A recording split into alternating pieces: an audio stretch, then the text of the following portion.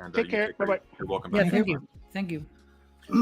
If anybody wants to take a quick restroom break or to grab a drink, we'll convene in 2 minutes to begin talking about anarchism. We have Ralph, who I know nothing about. Welcome. And we have Liquid Zulu. How are you doing?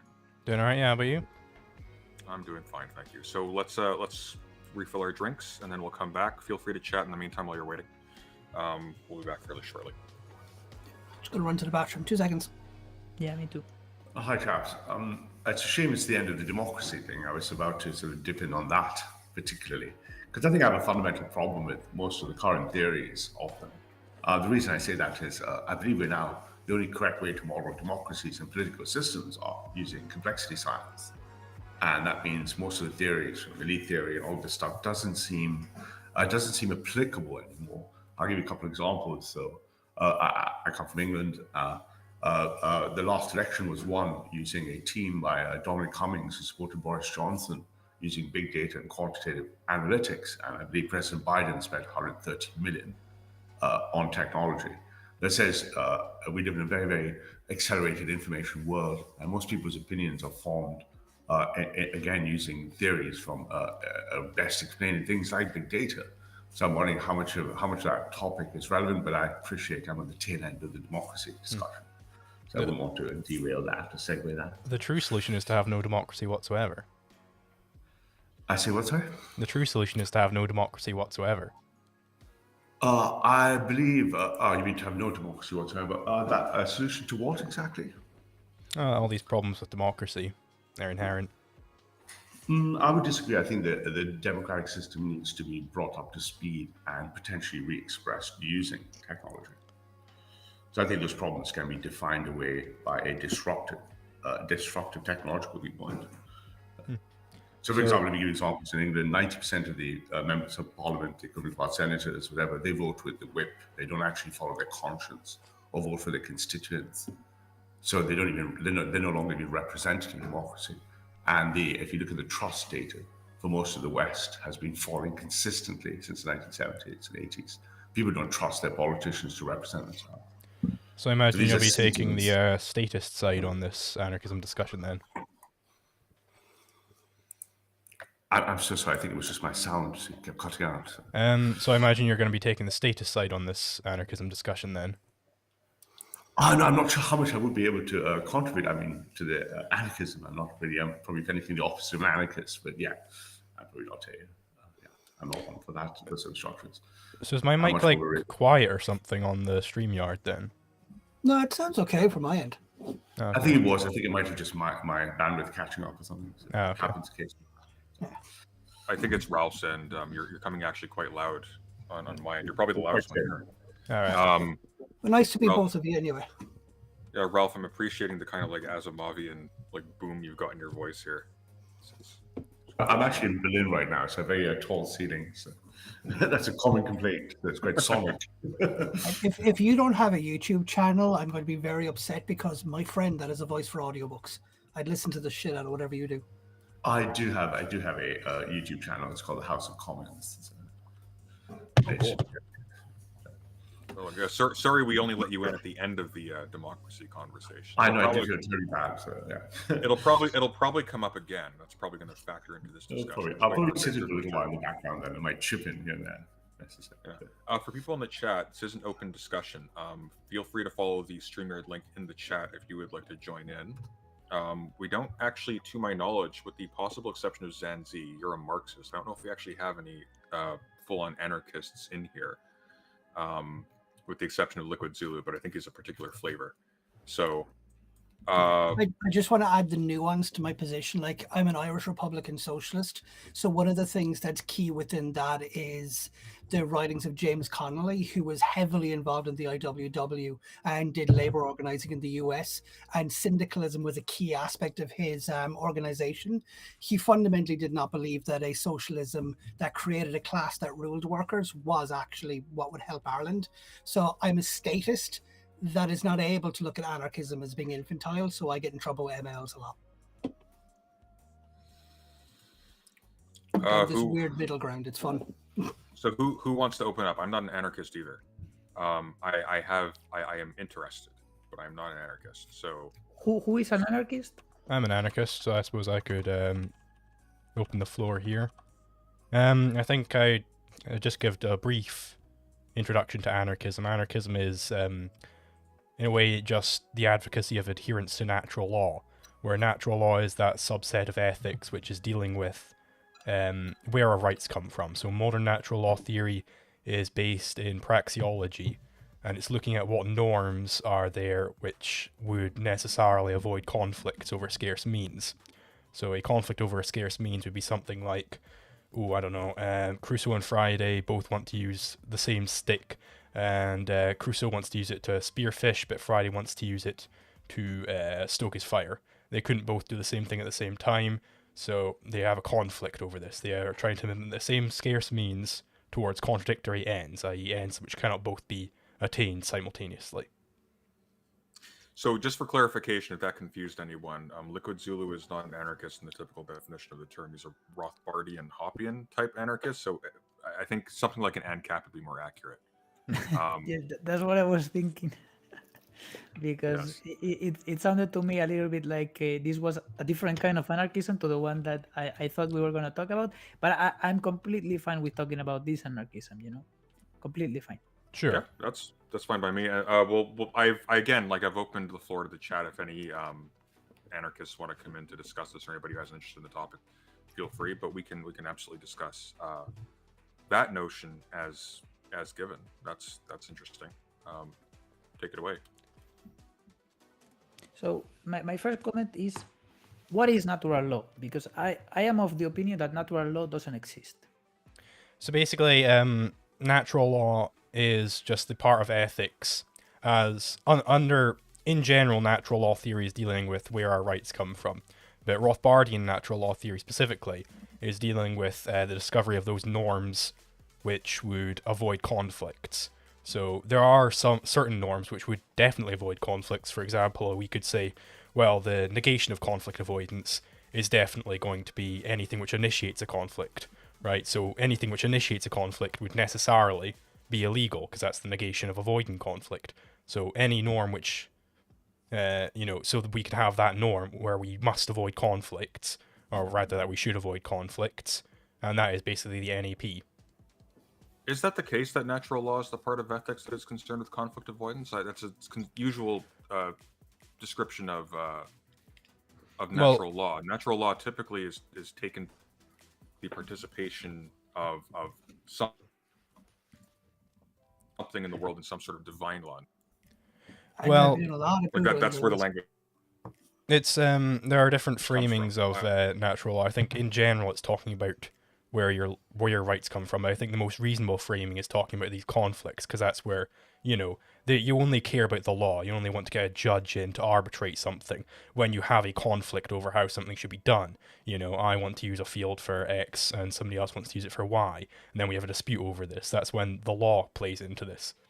Well, that's relying upon a specific understanding of law that is like post-Ciceronian sort of a conflation between Roman written law and like a notion that's probably more amenable to like Aquinas and people who are actually deploying natural law in the literature, which is going to be something more along the lines of a natural order, something that's more static, something that like different levels of being take part in as a description of from where they derive their internal structure. We're not necessarily talking about like normative law in the sense of like what you litigate in the context of a community.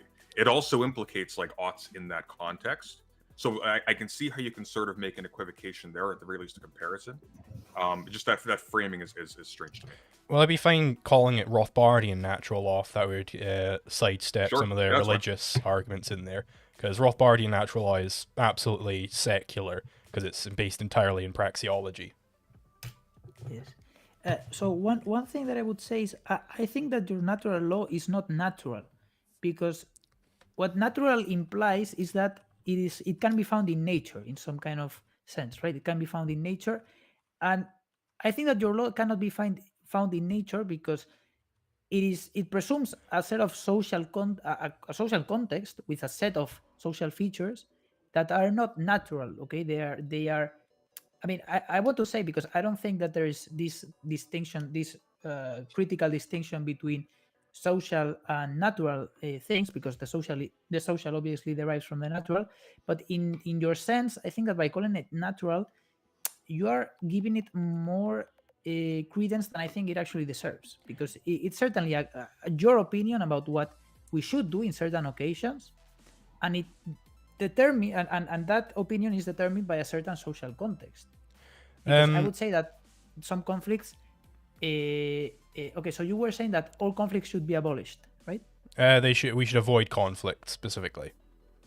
Okay, we should avoid. So should we give the means of production to the workers?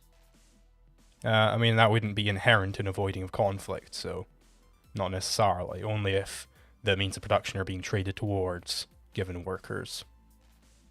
Well, I mean, that would certainly solve one crucial conflict in our society, which is class conflict. See, here's where the Marxists slip up. Hoppe he talks about this a lot, where he goes over how each of the Marxist theses, i.e., there is a class, the history can be described as class struggles, there's a class of exploiters and exploited, and it depends on the class consciousness whether you can overcome these class struggles, right? But he points out that the Marxists argue for these theses from a patently absurd exploitation theory. So it's because they apply these theses and they argue them in a absurd manner, that's where they slip up. So there is actually a class of exploiters and exploited, namely the state and the people who are not part of the state, i.e. the anti-productive sector and the productive sector of the economy. So that's the exploiters and exploited. The state does productive stuff. The state obviously does productive stuff. I would like to say one thing before continuing to another argument, and I'm very sorry for interrupting you. So you were claiming that it's a slip up. The theory of exploitation is a slip up, and here let's focus on this a little bit before we move on, because I think this is a critical point. The theory of exploitation is not a moral theory. It's a theory that describes a conflict that exists in the world, that we can observe, that we can test, that we can measure. Okay, and this is part of what in classical and Marxian political economy we do. We try to measure the extent of exploitation, and the way in which we define exploitation is the creation of value beyond what is needed for the reproduction of the labor of the labor force, of labor power. Okay, and that is something that exists, that is empirical. And the next thing is, okay, this exploitation creates a conflict, and this conflict is existent. Okay, this is a conflict that actually exists and that we can still also measure and see the effects of, because there is an interest, okay, which is the interest of the people that own the means of production, which is to extend this surplus value, because to the extent that they can further increase surplus value, their profitability also increases. And then there is the other side of this equation, which is the workers, whose interest is not to create more surplus value, but to create more value that could be directed toward themselves. So in this sense, this is an actual conflict that the theory of exploitation describes quite accurately, in my opinion, that we can test empirically, and that actually exists. So this is something that you have to contend. This is not a slip-up. This is basically, because a key thing to understand within Marxism is that, put very simply, it's the study of contradictions that emerge within modes of production, and the subsequent transition between modes of production is through the resolution of those contradictions. Like that's a key aspect. Marxists tend to present the idea that exploitation is the dominant form of contradiction that exists in those modes of productions, but it isn't always the case. It just tends to be the most dominant and is the most dominant contradiction in modern society.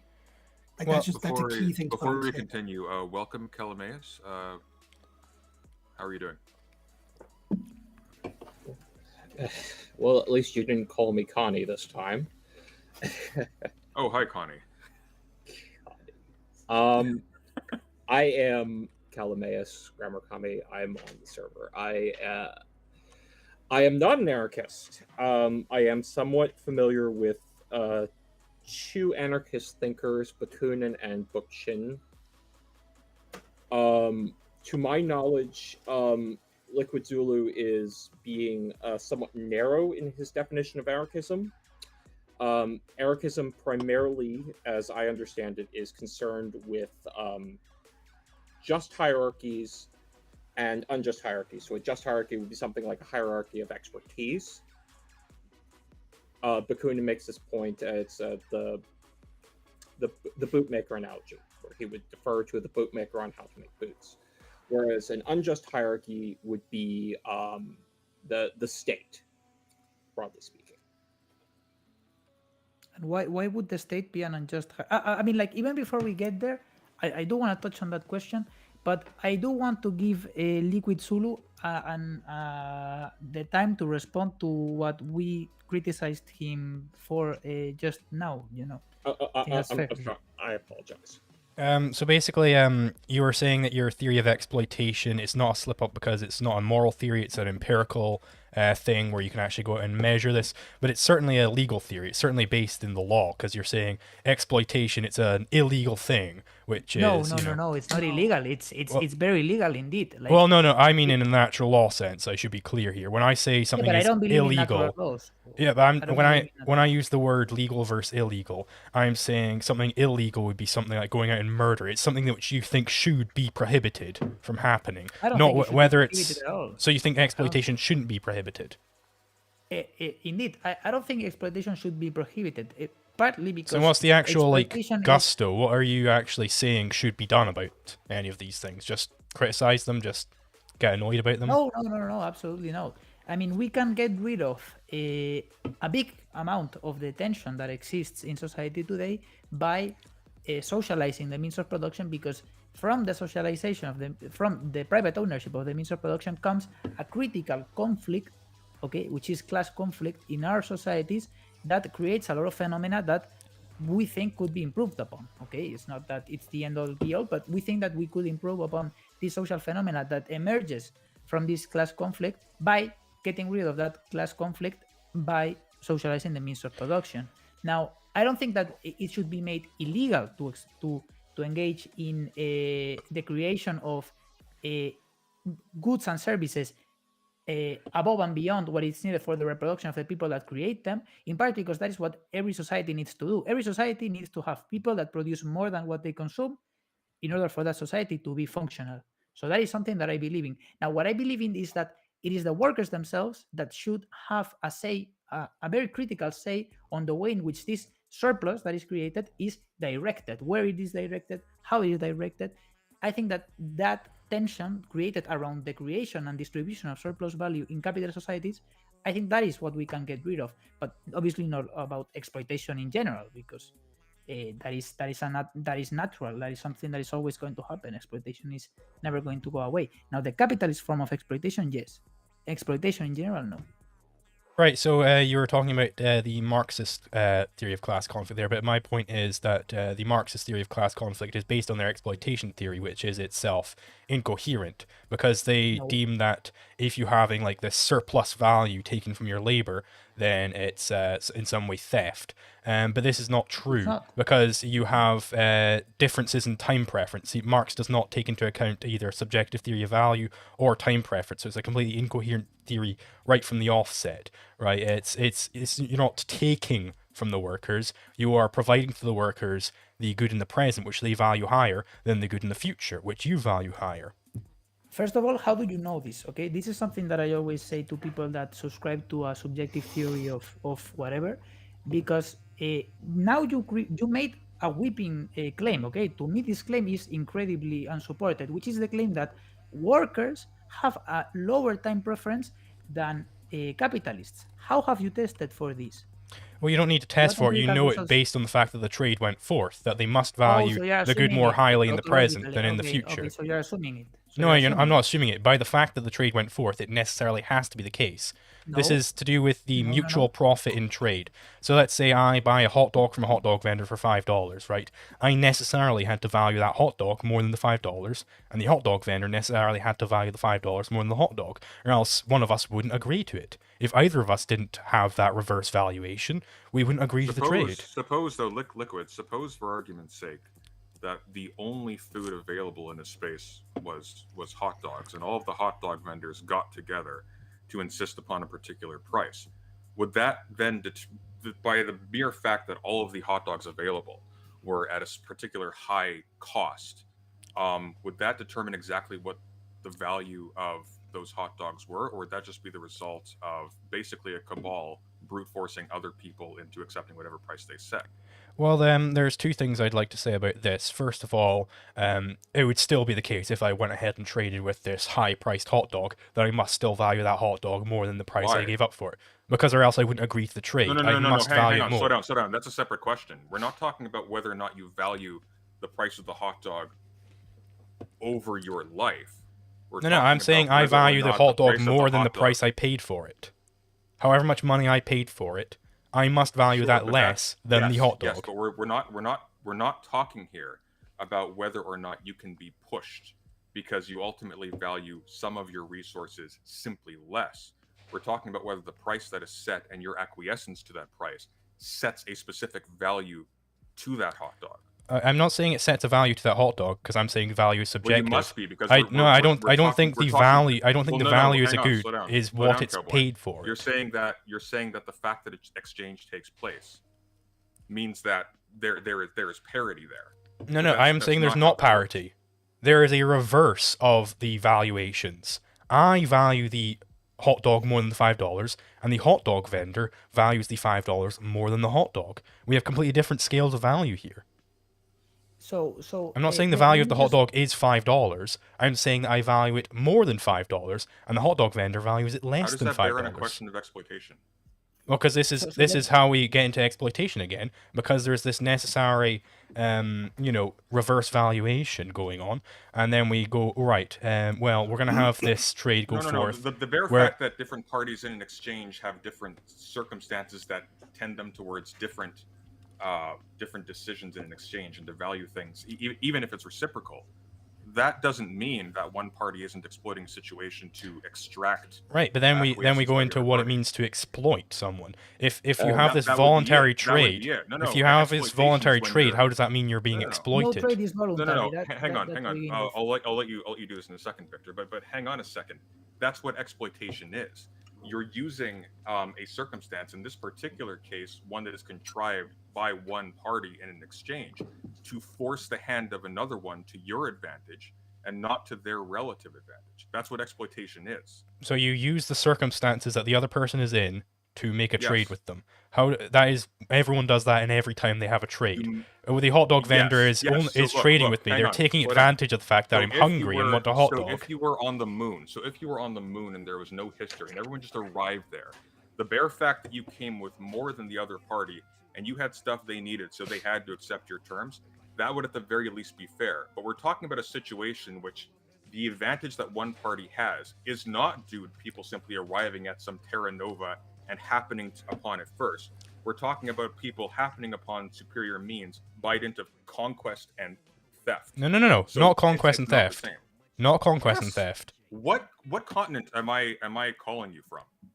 The state's conquest and theft. I completely agree. That's why I'm the anarchist here. The state's the ones who are engaging in conquest and theft. I'm talking about free market, where you don't have any conquest or theft. So you're talking about a society on the moon. You're not talking about a place with history. Okay, irrelevant. I'm against the conquest and theft. You're for it. You're not the anarchist here. Can I propose a practical scenario that I think gets into free market here in a post-colonial country? Okay. I live in Ireland. We used to be a colony. We won our independence in 1922. At the moment, we are in the middle of a fucking horrible housing crisis. We are not subject to colonial pressures in the way that we would have at the time, because we are an active participant in the EU exploitation of Africa and a lot of other countries. But our housing market, because of free market economics, is currently being completely saturated by foreign investment funds. A lot of houses are bought the moment they're built by Dutch and American pension funds. Is there exploitation happening here? The Irish homeowner is never even given the opportunity to enter into the trade because they're economically priced out of the bidding prices because foreign companies simply outbid them. Is exploitation occurring here in a free market context? I just wonder how you would determine that this is because of free market econ rather than because of the existence of the state, because Ireland is I'm not arguing scarcely a it's- free I'm arguing market. It's because of free market. I'm saying it's occurring within a free market. It's not a free market, though. You have the Irish government there. I'm pretty sure they have a central bank, or at least the EU central bank, right? That's hardly a free market. If I may. Okay, so Hang none on, of hang your on. critiques of It's Lindsay. Marxism apply because every single critique you gave existed within exchanges of money that existed within state structures. So you've invalidated your own point. How have I? If I may. It existed within state structures, exactly, which makes it not a free market. Yeah, but you were arguing that Marxism slips you up weren't because slow people down. are Sorry. And I was voluntary- arguing that Marxism This is slips up voluntary. because they have a patently absurd exploitation theory. It had nothing to do with them being in a free Right. market or anything. Yeah, Zan, hang on a sec. Hang on a sec. You were objecting to Victor's account of exploitation. We weren't talking about the state yet. Yeah, can I say something because okay, so we have gotten lost. Okay, the plot has gotten lost. The point at the beginning of this conversation was that the Marxist theory of exploitation is flawed, and I was saying that the Marxist theory of exploitation is not flawed because it's not a moral theory. Because remember what I said, it is a theory about empirical stuff that we can observe, that we can measure, and that empirical stuff is surplus value creation, surplus value extraction, and surplus value distribution. Okay, now this is irrespective of whether or not the contracts are voluntary or not. Now, first of all, this is irrespective of it. Okay, so the theory of exploitation is still correct, even if we were to grant everything you said about time preferences and so on and so forth. Okay, now let's get to that second part, which again doesn't deny the first part, which is the one that we established already, which is the factual accuracy of the theory of exploitation.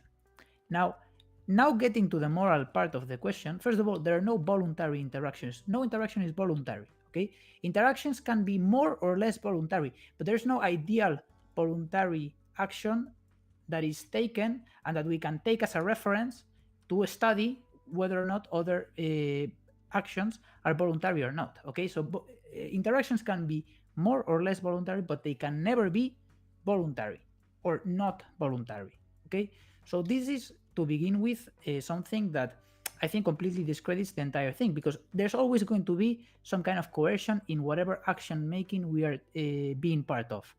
Now, realizing this, okay, we can never say that an action taken by an agent represents the voluntary free will of that agent. First of all, because free will doesn't exist. Second of all, because no action is voluntary. So then, if we are going to place moral value on voluntary interactions of agents, then it's like placing value on what God says. But God doesn't exist, and God hasn't said anything about what's moral or not. So then, that's the same way, but instead of talking about God, talking about some kind of free agent that takes a voluntary action. This is the same metaphysical, let's say, structure, but with different content. So what I want you to contend with is the empirical claim of surplus value existing and of surplus value bringing about social conflict that we can see and that we can get rid of potentially by socializing the means of production. So let's not pollute the conversation with metaphysical stuff. Okay, well, I'll contend with that empirical claim, but first I just want to know what your definition of exploitation is. My definition of exploitation is the creation of value in capitalist societies, because exploitation is socially dependent. It depends on a social context. Okay, exploitation in the capitalist context is the creation of surplus value above and beyond what is needed for the reproduction of labor power. Okay, so that For clarity, segues quite Victor, nicely. Hang on, Liquid. One moment. For clarity, Victor, can we just get exploitation as such? That would be helpful as well if you could define that for us. Okay, so exploitation in a more categorical in a very general sense, such that okay, the in a very description of general exploitation sense. you just Okay, in a gave- very general sense, exploitation is when I don't like to start definitions when, but let me do this for today because exploitation is when some agent takes advantage of a given set of circumstances that he finds or they find themselves in and other people find themselves in order to take something in advantage from those other people thanks to that particular context. Okay, that is what exploitation in this sense means. Okay, it's taking advantage of people based on a certain set of circumstances that those people find themselves in. So when you say take there, would that involve also the set of trades? No. Trade itself, okay, trade, and we are talking here about an exchange of equivalents, is not exploitation, because when trade occurs, okay, there is no value created above and beyond the value that was already there in the exchange. Okay, when I exchange, let's say, a mug that is worth $1 in the market for a pencil that is worth also $1 in the market, that's an exchange of equivalents. There's no exploitation there. Okay. Now, what is exploitation is when you are a capitalist that produces mugs, okay, and you find, okay, workers in the marketplace for labor who are desperate for finding a job. Obviously, they cannot own themselves the means of production because they are owned by other people already. So what they do is they say, okay, here, let me give you this option. I'm going to pay you, okay, $5 an hour, and you produce for me the equivalent of $20 an hour. And I take the $15. How do you think of that? And because those people cannot say no, they say yes. So now that is talking always about a moral sense. Okay, but exploitation itself is Well, those extra $15. Victor, hang on, Victor. One quick second, because I can anticipate a retort. They can say no. They can choose to say no and starve. Yes. Oh, of course, they can always choose to say no. But what matters is not whether they could choose to say no, but whether the circumstances allow them to reasonably say no. What does it mean to reasonably say no? Sure. If by saying no you're putting yourself in danger of losing your livelihood, then in that case, but they don't have a livelihood yet. No. They don't have a livelihood yet. They're looking for a livelihood. People. No. But I mean, when I mean, well, let's assume we're assuming. Hang on. We're assuming a situation. We're assuming a situation which somebody seeking employment is already like not without society, right? Like we're assuming they're coming from some position of being basically alive to find another one. So we're not adding in they're destitute prior to that. Again, we're starting from a situation of society where people are raised up. They're given a certain basic standard of living as guaranteed by their society before they go out and they search for employment. Why? Because society as a whole requires workers. Therefore, it takes an interest in cultivating workers by not making people destitute below a minimum level. So society supplies the workers in that way. The worker comes in with some minimal degree of subsistence and then selects an employer. Now, let me say something first before that, that I don't believe that all labor contracts are exploitative. Okay, that's to begin with. And I can think of labor contracts pertaining to unproductive labor. Okay, and those are certainly not exploitative. Now, under some other definition of exploitation, you could say that they are exploitative. Let's say, for example, that you operate a factory and you hire a private security to defend that property from being attacked. Okay, those are unproductive laborers. Okay, the defenders of that property. However, they are not producing, because they are unproductive laborers, they're not producing any value. Therefore, their contract is not exploitative. Now, that doesn't mean that they don't get a say on what happens in the factory. Okay, I believe that they should still get a say on what happens in the factory because they work there and their livelihoods depend on what happened there. Nevertheless, those contracts are not exploitative, so not all contracts are exploitative in capitalist societies. So I think this draws back to just a false theory of value. So what do you subscribe to the labor theory of value then? For sure, and I think it's an empirical theory too that that I myself have tested and that other people have tested, of course, and that has quite a lot of scientific rigor behind it. Okay, but we could think of a complete counterexample to the labor theory of value if we just imagined a world where everybody values work where they do very little labor over work where they do a whole lot of labor.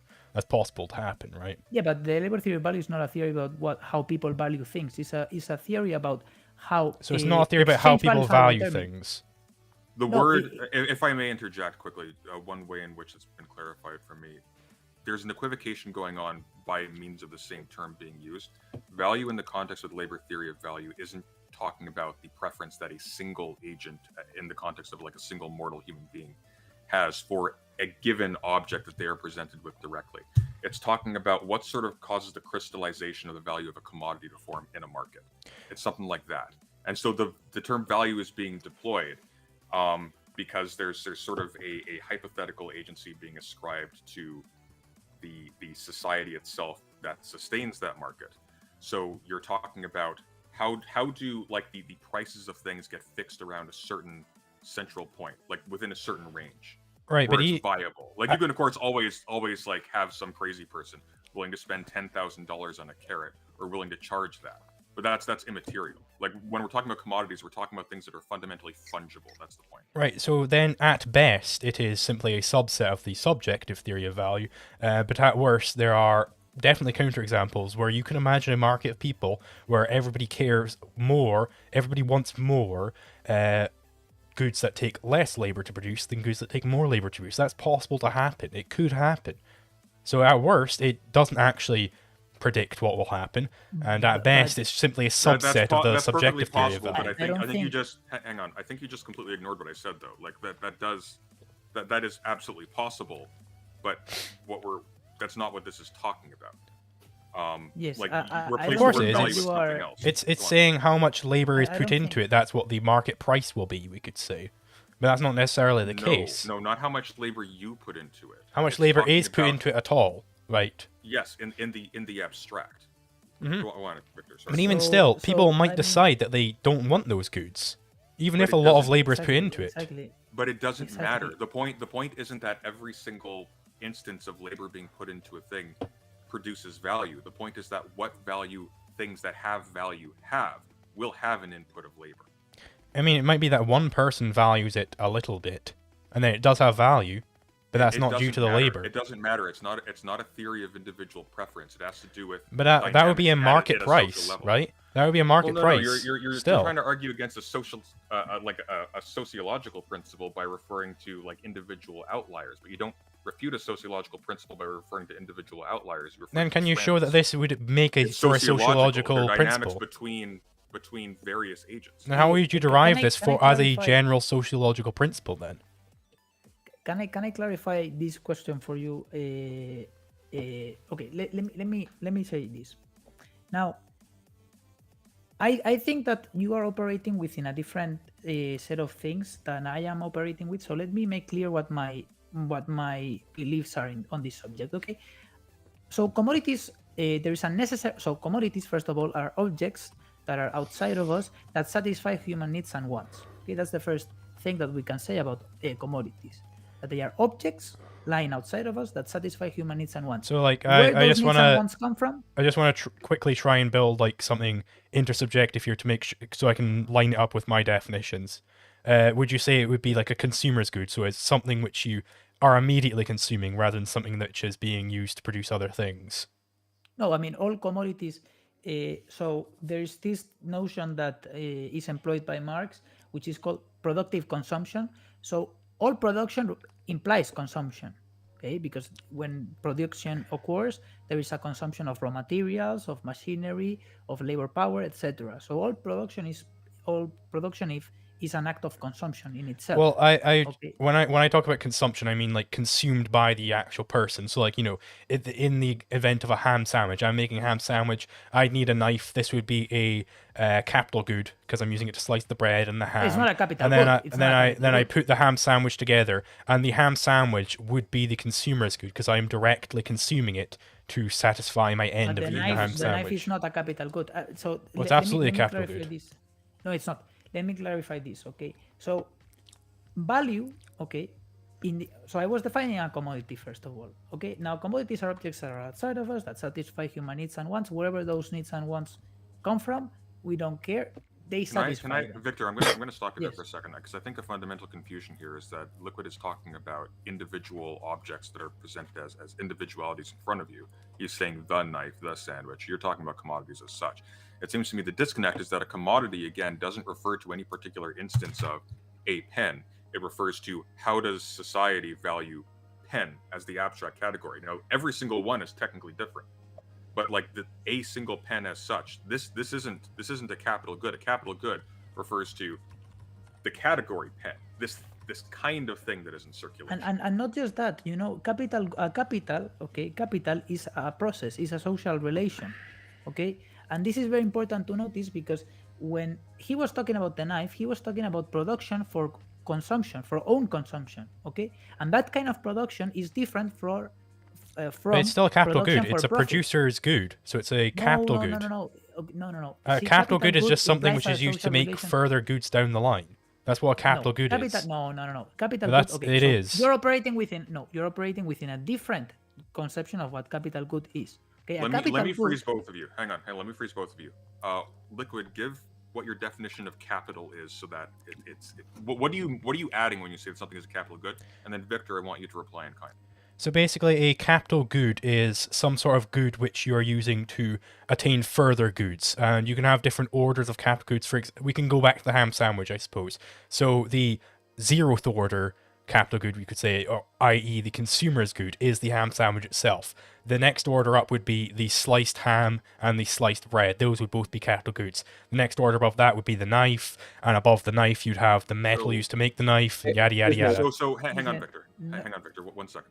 So when you say a capital good, you're talking about a good that is productive of further goods. Yeah, you're not directly consuming the knife. You are using it to make something that you will later consume. But you are consuming the knife when you use it to make something else. You're But that is degrading the irrelevant. knife, sure, but you're not consuming the knife. You're not using the knife directly to satisfy your end. But You're using that it is indirectly. Okay, hang on. Victor, what do you mean when you refer to a capital good? This is important. Now, capital good needs to be specific.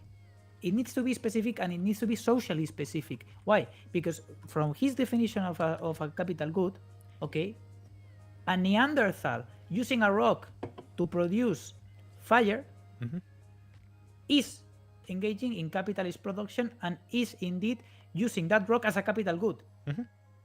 Okay. And So that is what is completely. your And what is that your is, for me, that understanding? is. What is your okay, understanding so of what capital? What is your understanding of Okay. what capital good means? So a capital good is, first of all, we are talking about the context of capitalist production, which is production for profit. Okay, and a capital good, okay, is a good that is used in the process of the circuit of capital. And what is the circuit of capital? The circuit of capital is the circuit by which capital revalues itself. Okay, and this process is characterized by 3 main stages. Okay, one stage is the stage of the commodities. Those commodities appear, okay, to the capitalist, and the capitalist takes them to the next step, which is the step of the production of those, the production of new commodities by means of older commodities. Okay, this is what Sraffa. This is why Sraffa calls his very important good, his very important book, Production of Commodities by Means of Commodities. Okay, capitalist production involves the production of commodities through the use of other commodities, and then those commodities are themselves sold in the market for a profit. So it And seems those- to me that the fundamental distinction isn't the productivity of capital goods. The fundamental distinction is that capital goods for you, Victor, are taking place within a social circuit, whereas for Liquid Zulu, Liquid is simply talking about the productivity by an agent, their investment, or I suppose you could say, the potential of some object, I guess only in the context of being used to produce further goods down the line. Exactly. But the So productivity definition- is, so the productivity, sorry, just to finish up quickly. So the productivity aspect is equivalent for both of you. The difference, though, is that Liquid is talking about the productivity to a single agent. You're talking about the productivity to a capitalist system. I actually think the productivity point isn't the same between us, because I actually picked up there, he said a capital good is something which is production for profit, but Exactly. we have a completely different idea of what profit means, because I see profit as psychic profit, i.e. Both parties in a trade will always profit. I profit because I get the higher value good of the hot dog, and the vendor profits because he gets the $5 that he values more. Whereas I think the Marxists would say that profit is when you get this more money or something. But I suppose Victor can explain that. Liquid, More value. hang on. We don't if say I, that. Capitalists say that. We use their own theory to explain why it's exploitation. You're not using our theory. Okay, Zan, hang on 1 sec. So Liquid, if I, am I going to make the coconut analogy? Coconut analogy, that would be good. It would get us actually back to anarchism proper, maybe. I think we're degenerating the conversation if we go back to the metaphysical. We should stay here for a second, okay, in this particular point for a second, And then we can go there. Like I'm completely fine if you want to go to analogies pertaining to Coconut Islands. Okay. Now let me say the following thing. I think that the fundamental problem that we have in this conversation is that we are operating within different methodological frameworks. Okay, that's completely obvious from the very beginning. And what his methodology suggests is an asocial vision of social categories, which is what I would say it's a very bad understanding of economic phenomena, because economic phenomena is socially dependent. Therefore, if you create a social methodology to study social phenomena, you're obviously going to get with the kind of statements that to me are completely nonsensical, that a Neanderthal using a rock to produce something else is using a capital good. Now, obviously not. Now, what I mean by profit, and this is important, okay, profit has two, in a sense, profit has in capitalist societies, because in capitalist societies we can make a distinction between money categories and value categories. Profit also has these two sides. Okay, there is a money side to profit and there is a value side to profit. Now, profit in the value side is surplus value. Surplus value is profit. In an exchange of equal commodities, of equal value, there is no surplus value being created. However, in the production of commodities for profit, there is surplus value being created. Now, profit in the monetary sense refers to the actual money that is in a sense that reflects, okay, to put it in this sense, the real value being created in the production process. That is what the monetary process, that's what the monetary definition of profit is. And the monetary definition of profit is the definition that all economists use. Okay? Profit is revenues minus costs. That is profit. And in the sense of economists is monetary revenues minus monetary costs. Now, in the sense of Marxist economists, we accept that particular definition, and we also accept the definition of profit also pertaining to the value profits, okay, to the surplus value, which is the value revenues minus the value costs. And what are the value revenues? The value revenues are all the value that is created by workers in a specific sector of an economy in a given period of time. All right. And what are the costs? The labor power and the capital goods costs. Okay, So, let's Zulu reply. You said there that Austrianism is asocial, i.e. my theory is asocial because it's just looking at the individual, but this is an absolute mischaracterization of Austrian economics. You know, human action was actually going to be called like social cooperation or something originally, but Mises changed the name. He decided on a change. It's very heavy on capital formation and the division of labor. This is very heavy in Austrian theory. We're not just talking about autistic action, i.e. action of the individual who doesn't care about anybody else. That's how he terms it. It's it's an old term, you can say. We really focus heavily on, rather than Crusoe economics, catalactics, i.e. the economy of exchange, you know, and, you know, we look at the, what happens when we have encroachment on this economy of exchange, i.e. the hampered market. It's all about social cooperation in Austrian economics. This is a complete mischaracterization of Austrianism. So absolutely not. My contention was not that some Austrian economists have not tried to include some kind of social characteristics to their theories. That is not my claim. My claim is that the fundamental methodology of Austrian economics, is asocial, and that is why you have produced the statement that you have produced regarding a Neanderthal having access to capital goods. Now, that is an asocial claim, because you're saying that regardless of the social context, a person finds themselves in a good that is used to produce another good is a capital good. No, so specifically, just for my edification. And so for clarity, your critique is that liquid is using capital in a way that doesn't require any sort of social interaction. The capital as a category is simply that which is productive. So exactly, and that is why it is. So it has no unique meaning. It just means productive. It doesn't require it, because that makes it general economic theory rather than specific economic theory. This applies to Crusoe economics and catalactics, the two halves of economics. you can And that is apply why it equally. Your theory is asocial, and that is why It's your not methodology is asocial. It asocial. applies to Yes. asocial circumstances and to social circumstances. It applies to No, both because if equally. capital good refers to the same thing in two social contexts, then it is social context independent. And when two things are independent, it means I that mean, they are that's what you have to do when you want to come up with general economic theory, which I would think economists would want to do. But I guess not these Yeah, but days. They want to come up with that doesn't specific exist. little segregated sects of the economy, and they're all contradicting each other, and they don't care about general economic theory. But you see, general economic theory generally refers to a general economic theory about the capitalist. A general economies that we economic live theory about today. this specific thing. Do you think that's what About- general means?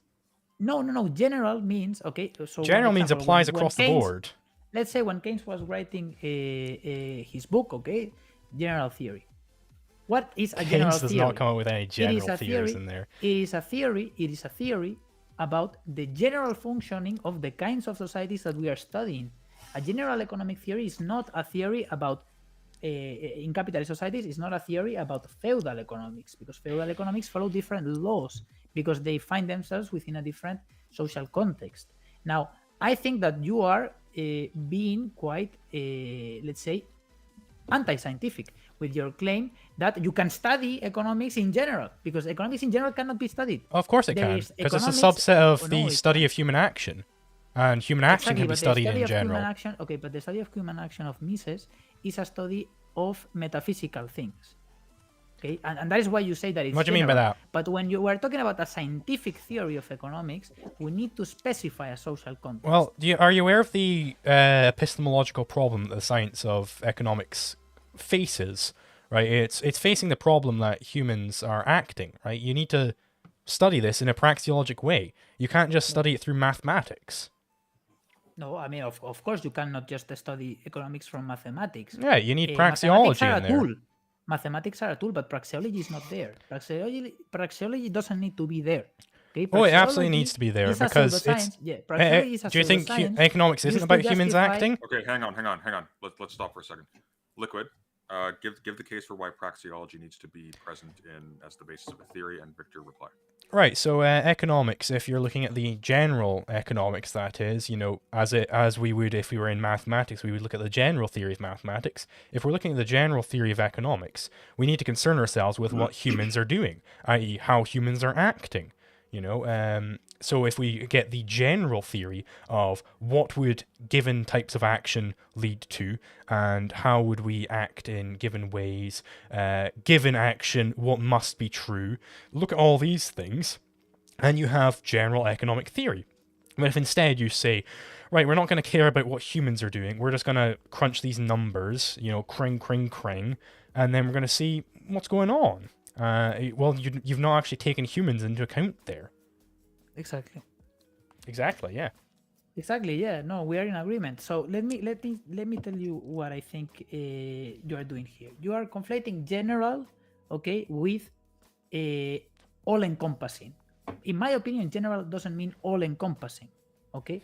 In my opinion, general implies that it encompasses a specific set of things that you say it will apply to. Okay. Now, when I talk about a general theory, now you can be talking about a general theory of economics and refer to all human action, but I don't think that is a scientific manner of proceeding in this fashion. I'm not There's no referring to general all human theory of action, let's be mathematics clear. too. And there is no general theory of mathematics too. Let me say, there are different fields of mathematics, and each field of mathematics has its own theories, and people work upon those theories and they bring them to higher analytical levels. But mathematics, there's no such thing as a general theory of mathematics. Okay, do you know what calculus was before Leibniz, for example? I think the Greeks worked on calculus prior to Leibniz. And then but what Leibniz was and it? Newton. Was there a general theory of mathematics? Well, it Are was all we part of now the in the general. general It was theory all of part of the mathematics, or general what? theory of mathematics, i.e., how mathematics works. It's a general field of study. And I mean, you said there that something along the lines of general means a specific set of things, but I think general and specific are kind of in contradiction there, don't you think? No, not necessarily. You see, because okay, they are not in. Okay, so let me give you a set of things. Okay, let me give you, let's say, the numbers that are between 1 and 10. okay, the real numbers between 1 and 10. Okay, now we can say, okay, that I am going to give you a general understanding of the real numbers between 1 and 10. But of course, not all numbers. If only we had something called real analysis. Oh, we do have something called real analysis, where we can get a general theory of numbers between 1 and 10, and in fact, all real numbers. I think that's what the real means. This is what I'm saying. And this is what I'm saying, that in economics, when we talk about a general theory, and here, okay, I don't know what you're pretending, because when I study economics, okay, in any of the classes that I've taken, always I've studied the economics pertaining to market economies, to economies where there is capitalist production. That's because the economic mainstream doesn't care about economic general theory. They don't care about the general theory of economics, so they don't care at all about Crusoe economics, which is the simpler case. And if you don't understand the simpler case, I mean, there is, you have no chance of understanding the more complex if I case. may, on a very hang on. If I may quickly interject there, it seems to me like the fundamental problem here is that there is content in the term economics that both of you think it bears that itself is discordant. Like, I would be immediately a little bit suspect of equivocating, of having any category that extends from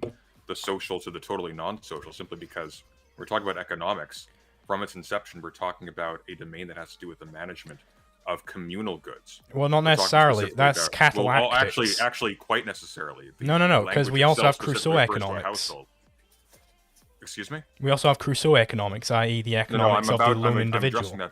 I'm addressing that directly. The notion of Crusoe economics is fundamentally not economic.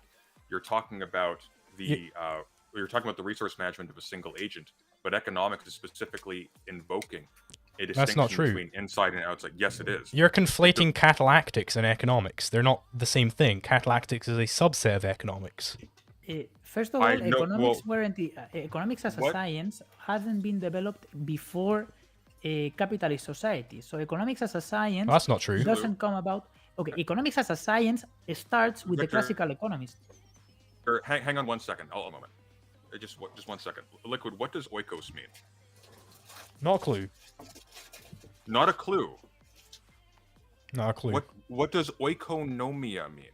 Not a clue. Don't speak Greek. Okay. Good. Me neither. It's all good. It refers to the the management of the order of the interiority of a household as distinct from the management of the polis. There's a distinction between that which is public, that which is state, and that which is private. Okay. When we're talking about economics, the reason why that language starts to be invoked in a general sense is because in a liberal capitalist context, you have a firm distinction between the public and the private. And economics is entirely concerned with understanding markets, which are understood to be distinct from simply state action. State action, I agree. State action definitely has an effect on markets. Action, simply. Yeah, there's the political means and the economic means. That's immaterial, though. The domain of study itself is not the domain of state action as such. Well, I'm not talking about states right now. We're talking about economics right now. No, but the point is that Crusoe economics is referring to the economic in name only. You're just talking about a single individual managing stuff that they encounter. We're not talking about any sort of system that is amenable to the same kind of study. Which is why it's general economic theory rather than just catalactics. That's not even general economic theory. It is. But one thing. Okay, no, let's just say one thing. Okay, we are getting caught up on the definition of general, which to me is something that we shouldn't be doing. Okay, because we should be following something else. Now, here somebody in the comments said something that to me is very clearly what I was trying to say before. The general theory of relativity is not a theory about all physics. It is a general theory about relativity. It is okay. It is a theory about and the general theory of economics is a theory about all of economics, i.e., Crusoe economics. All of economics, but hang on. But Zulu, economics, as you construe it, is literally all human action. Exactly, and the way it's not all of human action.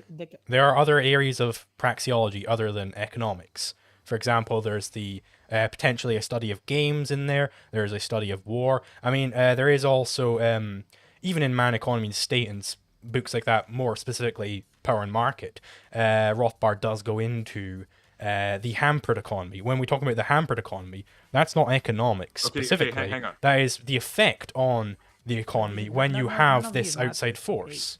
None of these matters. Okay, let's say, okay, let's I'm gonna grant you this. Okay, let's say you purport to have a general theory of economics. Let's just go for it. Okay, I have a specific theory of economics that is socially dependent, that it depends on a given social context.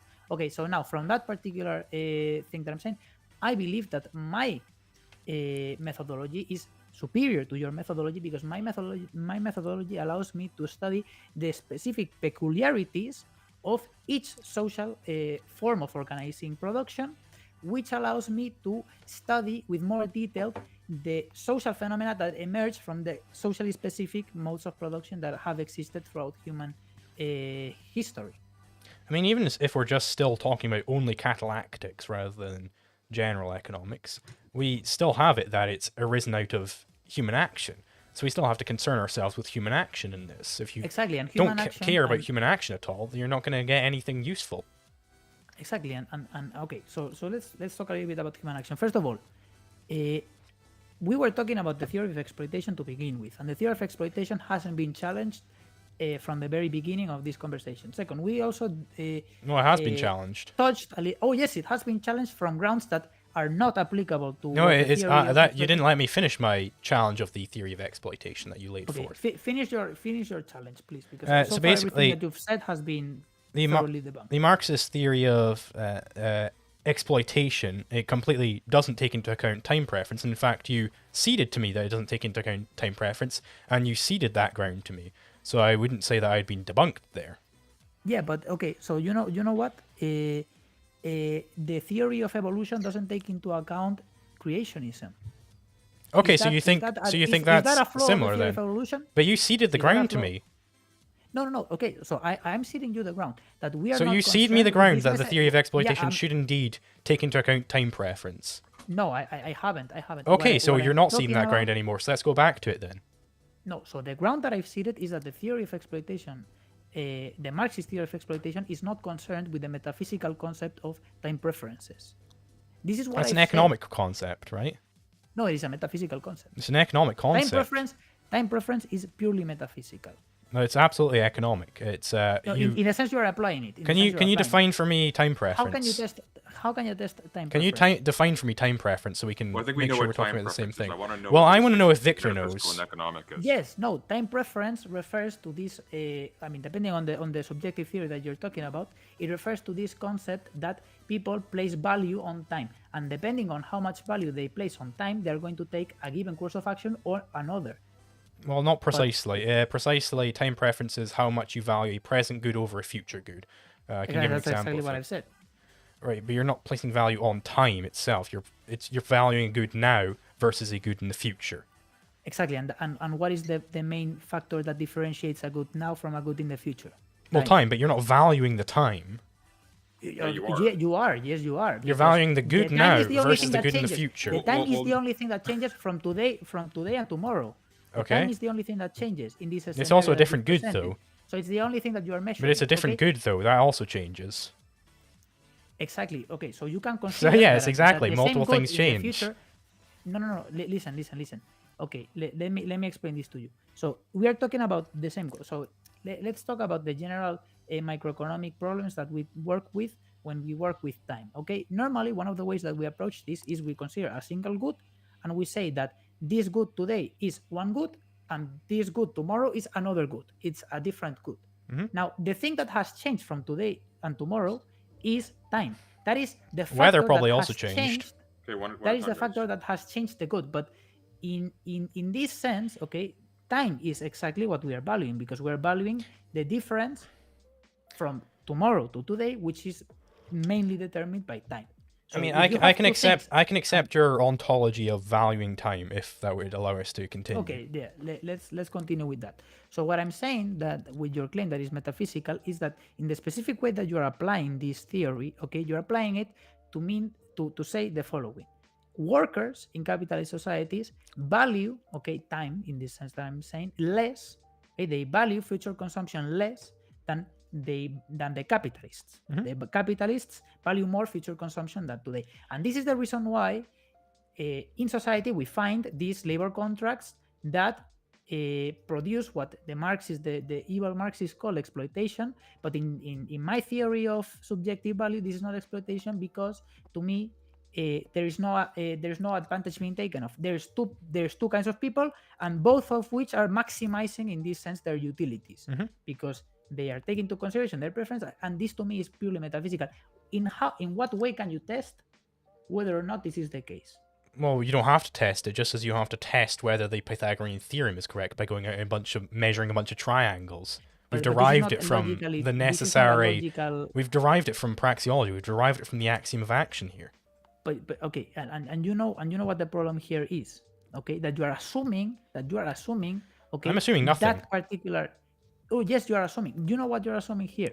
You're assuming that the reason why these things are taking place is because of differences in time preference.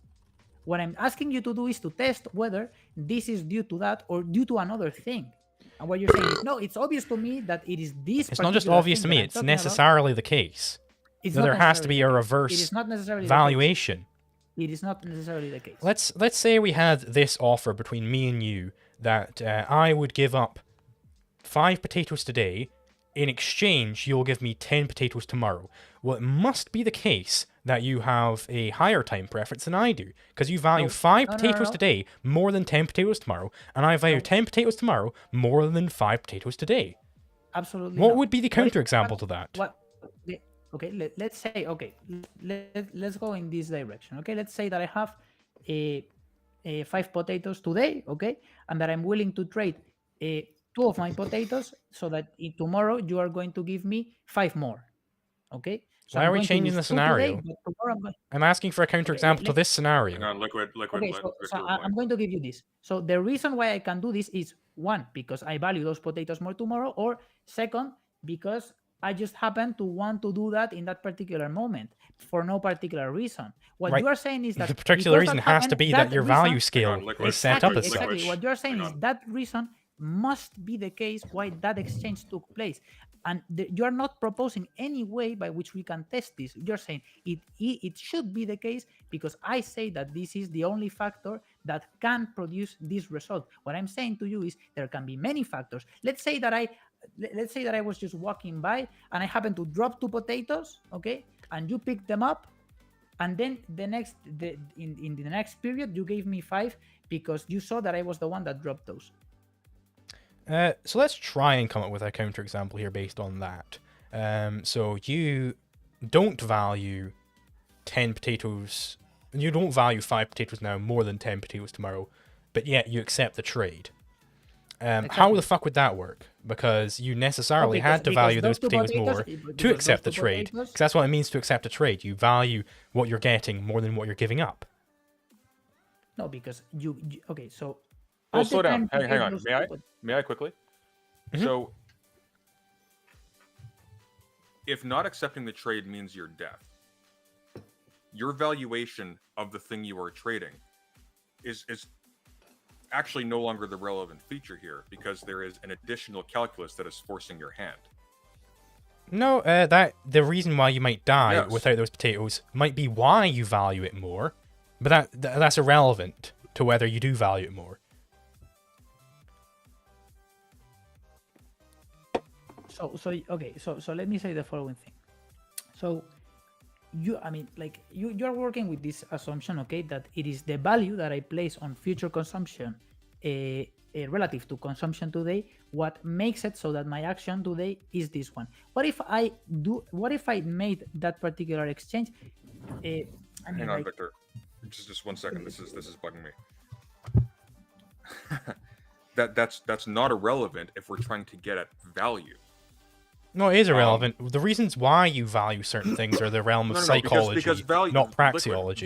Value can be specific. Value can be like, what is the thing we happen upon? But the dynamic I describe is one which destroys the possibility of specifying value, because it's always just an either or. Give up this entire domain of value categorically so that you have any existence whatsoever.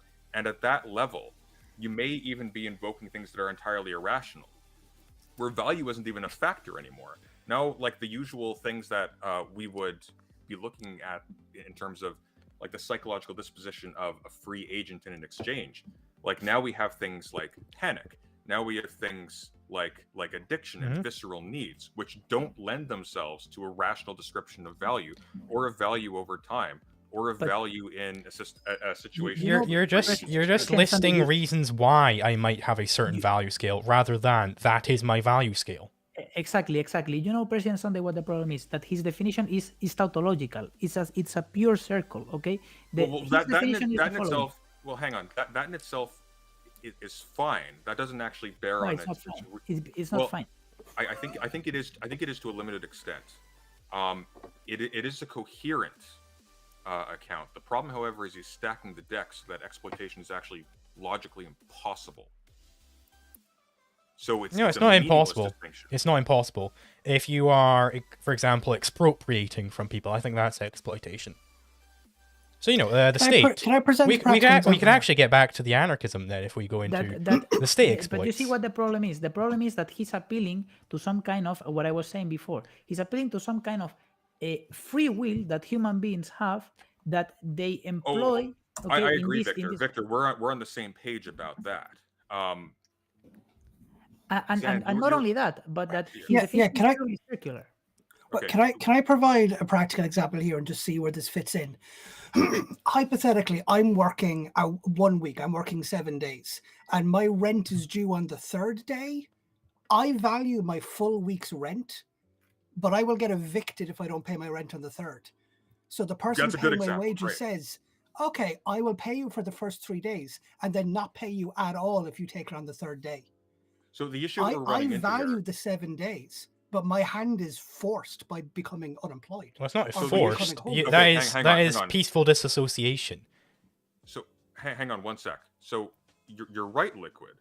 The problem here is that...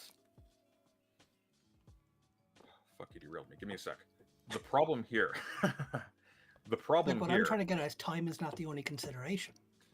Exactly. It is when you're talking about time preference, because that's why they have time in the name. Hang on. The problem here is that Liquid is allowing the situation to transfer to the valuation of the thing you are exchanging for to the valuation of a situation of destitution versus one that is not. Because that's what's relevant. Actually, because I would rather take the money on the 7th day. That's what I want. Yeah, so you profit. The point, Liquid. The point, though. The point. Hang on, Victor. Just chill for a sec. You'll get time to talk. Don't worry.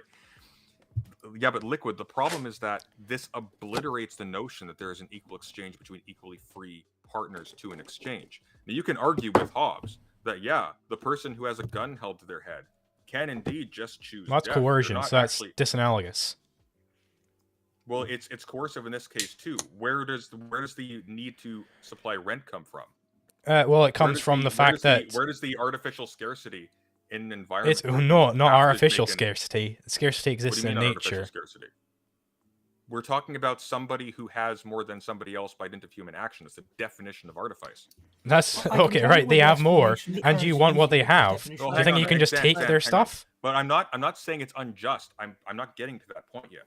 But it's artificial definitionally. But exploitation has to be an unjust thing, or else why prohibit it? No, it doesn't. We already established this, and let me say something. Let me say something, because I think this gets to the root of my criticism. Okay, let me pose the same scenario. Okay, about the workers and the capitalists engaging in contracts, but let me say the following thing. Okay, the reason why, okay, workers accept the contracts that capitalists offer to them is not due to a time preference, but it's due to God, okay, putting into their mind that particular action. So God directs them to do that, okay, and that is why this thing happens. Which is why their time, which is why their value scale is as it is. No, listen. You can ask me. They don't have a value scale. Is God? They always have a value scale. No, they don't. They do. No, because we are completely. Do you think humans don't act? No. Listen, in this scenario, so you don't think humans don't act? No free will. God does everything for them. They're like Legos. Legos don't have value scales. Okay, so then it's not relevant to economics. It's just chess. Okay, no. Let me say this. Okay, now you can ask me. Okay, so how do you know it is God that did this? My reply: well, because otherwise this wouldn't be the case. it is certainly God that did it, because otherwise they wouldn't have accepted those contracts. So this is the same logic, the same circular logic, but instead of using preference scales, using God. No, Now, because this that's is that's not how right. that's how Okay, we're hey, studying guys, economics here. Guys. Liquid, Victor, stop it for a second. So there's an obvious case of exploitation that is not immoral from certain vantages. For example, you could take an Aristotelian bent, where you have certain individuals who just naturally are not disposed to having the same kinds of value-creating faculties, shall we say, that other people are, and therefore their exploitation by some smarter entity or some more capable entity in some area actually yields beneficial results to both. So even on some argument where you insist that like people need to be treated as ends in themselves, ultimately, you can still allow that kind of scenario to take place, because ultimately it is still benefiting those people that are being exploited to create a surplus for other parties, more than any other situation that's available to them. That's an argument that I could sustain. Not necessarily sure I would, but like there's nothing philosophical and coherent about the idea of immoral exploitation. All exploitation means is that you are making use of something to some end. We exploit inanimate objects all the time. The issue with exploitation in the sense of a capitalist market, or in the sense of somebody with less and somebody in concert with, let's say, employers in concert with each other, mutually setting caps on the terms of employment to their mutual advantage, to the advantage of one group over the other group, is that one party to the exchange is being coerced by a situation that is contrived by the other party to accept an exploitative situation.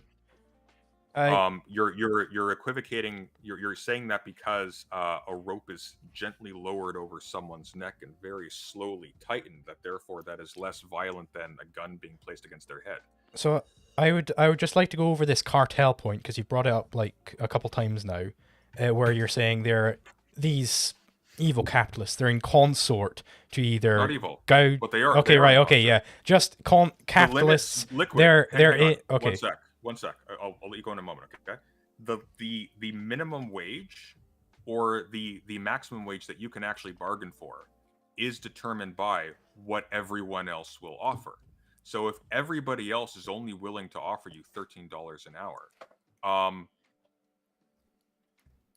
you as an employment seeker actually have very little negotiating power, because you can't find any better, so you really can't say no to any particular offer on those grounds. And that's basically it. Like you don't have the ability to set the terms of the bargain. You can only accept a bargain that is set forward, and which, by dint of one party having control of all of the means by which they can offer employment,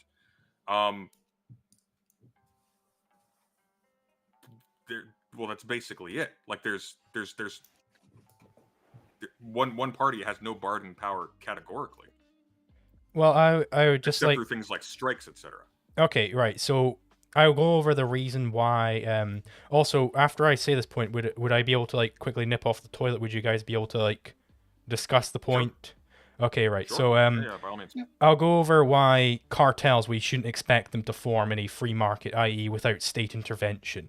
So basically, if you have a cartel, you have this issue where the less efficient people in the cartel are being benefited at the expense of the more efficient people. So if you have somebody who's, let's just say we have a cartel of producing Vaseline, because I've got some Vaseline on my desk here.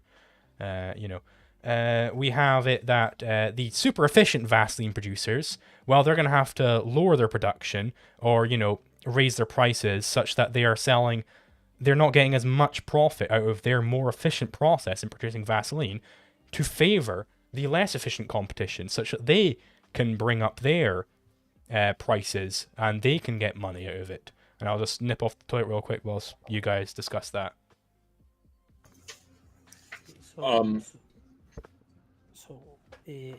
I just want to say a couple of things here.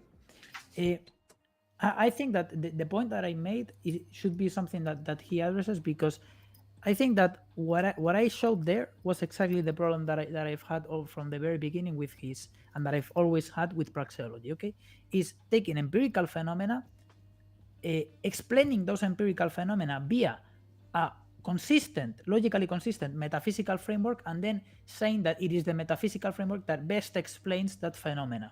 And therefore, they justify it morally, that phenomena is justified morally to them because of this metaphysical trickery that they have applied. Now, what I said is exactly the same, logically the same that he said, but using different terms, okay? Take the scenario of exploitation that I've described, okay? That we can scientifically measure, the creation of surplus value. Now, you can say, okay, this is explained by different time preferences. How do you know that it's different time preferences that explain this? Is there any empirical test that you can say, that you can use? No, I know it because if it hadn't been because of the time preferences, which we cannot test, which we don't even know if they exist, okay, because for whatever we know, human beings are completely biological machines that don't have any free will whatsoever. So by that, those means we don't know that, okay. Now I'm saying that this is what explains that. Now I can do the same thing, but instead of using time preference, instead of using scale preferences, I can preference scales, I can say that it is God that did it. It is God that did it. And yes, it is an all-encompassing explanation. And yes, it is an explanation that justifies morally the phenomena, because if God said that this is the case and God is omniscient and omnipotent, Let's stop and bringing morality. let's stop bringing that example in. I think that one's really confusing. No, but this example is exactly the problem with praxeology. Okay, it's taking empirical phenomena and explaining it via metaphysical things. And this is exactly what religion has done all throughout human history for everything. And in economics, this is what they are trying to do. They are trying to apply the same religious framework, but to economics. I think the problem is that we're shooting. I think Zanzi's example was apropos, because I'm desperately trying to take this out of the abstract and actually relate it to people. Well, no, but it has to be in the abstract in order to be generally applicable. But I think your example was good to that end as well. I understand the need for generality, but if it doesn't actually relate to people, then what's the fucking point? It allows us to think about how it relates to people. So I think no, then we're in agreement. It has to. We have. Yeah, to we are. I'm just. We are. Yeah. I'm just with me in practice, even if you're disagreeing with me verbally. Liquid can sympathize with that. The problem we're running into, I think, is that we sort of indirectly highlighted the fact that we're using the term value in radically different ways in both cases, such that we really can't say that we're even arguing about the same kind of thing anymore. Because in the case where, for example, someone has to accept the terms of an agreement that are otherwise disadvantageous due to the coercive element of time constraints upon them and dire needs that are placed upon them, incidentally, by often by the parties that are themselves offering the disadvantageous part of the trade. The issue there is that we lose the capacity then to actually talk about the value of any particular element of the trade, because the capacity to continue trading at all is what is actually being offered. So we lose all specificity beyond that point. We can't actually talk about the value of any of the individual terms because one party basically has no choice. At the point where you point a gun to someone's head, which is effectively what that is, regardless of who's holding the gun, by the way, maybe it's just circumstance itself that holds the gun. At the point where you have a gun held to your head, you also lose the capacity to then deal with that person as a rational agent generally, because you have no other terms by which to force their compliance on anything. So I would like to add on that, and I would like to say the following. I'll back myself. Sorry. Even under the scenario of that he presented to us, okay, his framework, okay, justifies coercive agreements. Let me explain why. Okay, let me explain why. So let's say that instead of being capitalists and workers, let's put the same people, but instead of there being a coercion due to a lack of attaining the means of subsistence by the workers, okay, let's say that every capitalist had a gun, okay, on the worker's head, okay, and they had to accept that contract, otherwise they would die because the capitalists would shoot them, Okay, let's say this, which is not far away from the truth actually, because there are certain cases where people that have engaged in strikes have been met with very strict violence by the people who wanted them to work. Okay, so let's say that this is the case. Now we could say that the workers accepting this contract is because of the time preference thing, and the cause of the time preference thing is the gun in their head. Well, this is disanalogous to just simply having natural time preferences, because there is the coercion of having a gun to your head. But there's no natural But time nature doesn't preferences, because coerce you. all Like time preferences- it's like how a tornado doesn't violate your rights when it destroys your house, because it's just a tornado. That's nature. But you see, natural time preferences don't exist because Well, they do preferences exist. No, but they don't exist. You know why? Because all preferences are constructed socially. All preferences are. Yes. No, not the biological case. Which is factors, why there are Crusoe some economics is a part of factors- economics. No, there are some biological factors that certainly play a role in our preferences. Well, I don't care but about biological preferences- factors. I just care about the necessary implications of the fact that humans act. Preferences are not natural in this sense, okay? Preferences are created and they have causes. They are not an uncaused cause.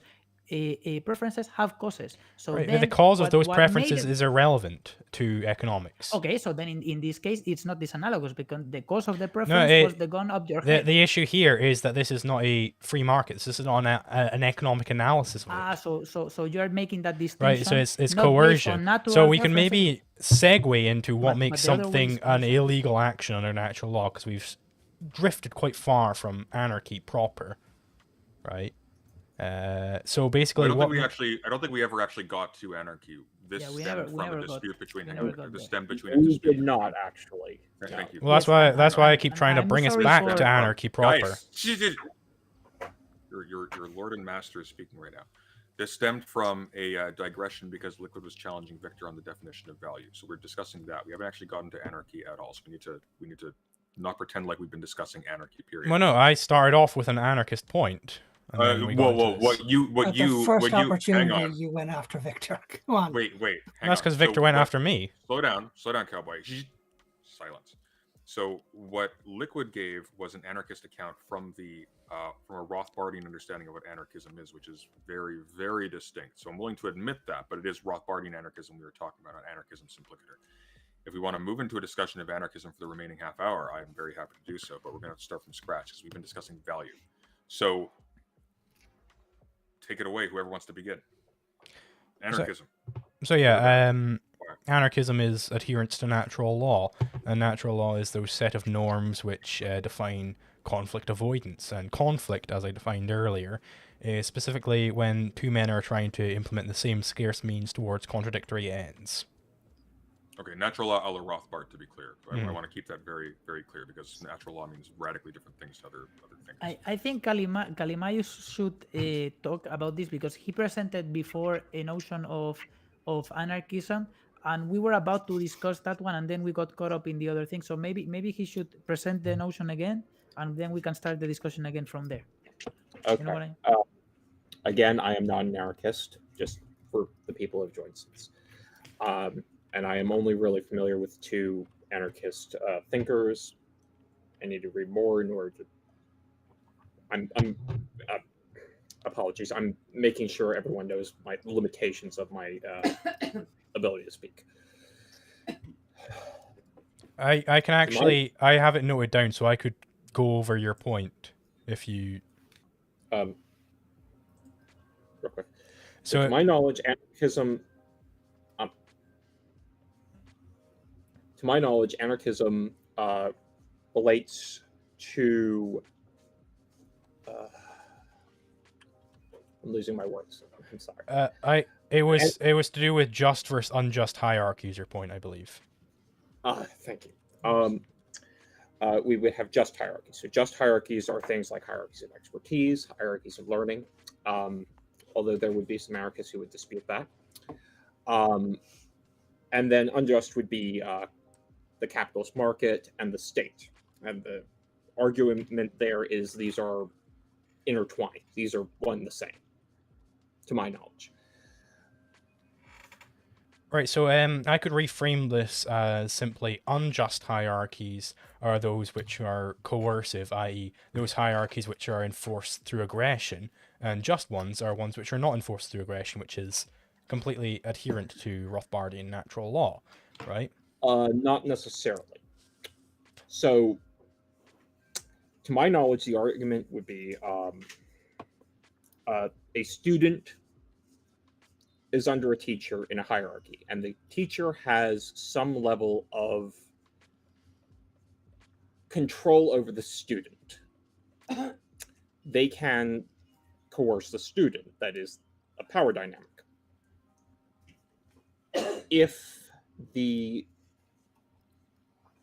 But you need them to have that authority in order to teach. I mean, that's not coercion, because the student is agreeing, or at least his parents are agreeing to send him to that school, right, to get educated. That's not coercion. No, coercion would be, given that dynamic, if the teacher wanted to have a sexual relationship with the student, you wouldn't be able to do so without coercion taking place. Or without Well, it depends on the exploitation age of the taking place. student, I'd say. Which, by the way, is directly why you can't actually have actual free exchange between one agent who controls all of the resources and one that doesn't. Well, no, this depends on the age of the student free exchange entirely. Period. You cannot have a free exchange period. No, you absolutely can. The metaphysical baggage that you are assuming to get to that conclusion is untenable. Okay, you're assuming, first of all, you're assuming free will. Victor, wait. He's right. You can, provided you denude the notion of freedom of everything that actually conditions choice away from what your actual preference would be if you were actually free. But, well, no, you are not free. No, wait, I don't know what you guys mean by, like, basically this idea of leverage, right? This is not an objectively ascertainable thing here. Well, the question is whether or not it's leverage over something somebody wants, or leverage over the ground literally upon which the other party sits. Which right? means something they want. They want to keep the ground. Well, technically, they also want to stay alive, so if you aim a gun at them during the exchange and tell them... Well, no, because that would be initiation of conflict, so that's different. Are you, like, incapable of understanding the idea of coercion as being anything but, like, a direct use of a physical weapon by one party against another one? Well, it doesn't have to be a direct... It doesn't have to use a weapon at all. It has to be an initiation of conflict, though. Hang on. Wait. What does an initiation of... Explain that. That language is strange. So, conflicts are when two men try to implement the same scarce means towards contradictory ends, i.e. two ends which cannot be simultaneously attained. This is this is the entire set of actions which are illegal, i.e. the set of actions which are aggressive, well, no, or the set of actions which are illegal. Slow down. When we're talking about an exchange, we're not talking about two people trying to make use of the same object. We're talking about people negotiating. Exactly, ownership. right. Which is why it's not aggressive. Fine, but... Not all coercion is aggressive. I mean, define coercion. To me, coercion are factors. I mean, so this is important. To me, coercion are factors that make people act in ways that are against their better judgment. Okay, this is a sort of sloppy way of defining it, but since I don't believe in free will, I don't believe there is a more coherent way of defining coercion, because to me, a voluntary action doesn't exist. So obviously, to me, coercion in this sense is everywhere. Because the free will doesn't exist to begin with. So coercion is, in a sense, every single thing. Okay, every single thing that we do is in a sense drowned in coercion. Okay, because we don't have free will to begin with. I want to push back on that a bit, though, because we're not talking about like the force of like the coercive forces of like physical principles here specifically. We're talking about forces enacted deliberately by one party in an exchange. Now, if you're leveraging something you control by ultimately coercive means, or that you're able to hoard by coercive means in an exchange, I would call that an extension of that very coercion. That's the ultimate coercive act to which you have that's the deployment of one coercion towards further coercion. if we're just talking about the bare, I don't think it's fair though necessarily to put it on Liquid Zulu that technically we're all governed by like material forces. No, but therefore I we're don't always just mean coerced. that. I don't just mean that. You know, I mean every single little thing. Let me put an example. For example, let me say this classical example of a father that wants his son to go to visit their grandmother, and the son prefers not to visit the grandmother. So the way in which the father tells him to do this is not by means of pure force, by saying, okay, I'm gonna take you, I'm gonna bring you there, but by saying, oh, you know how much your grandmother loves you, it would be such a pity if you didn't go and give her a kiss and all of that. That is a form of coercion. You know, it is not a violent form of coercion, but it is, because now the son is going to take that input into consideration, and it might actually make him take a course of action that goes against their better judgment, which would have been not to go to the grandmother's place.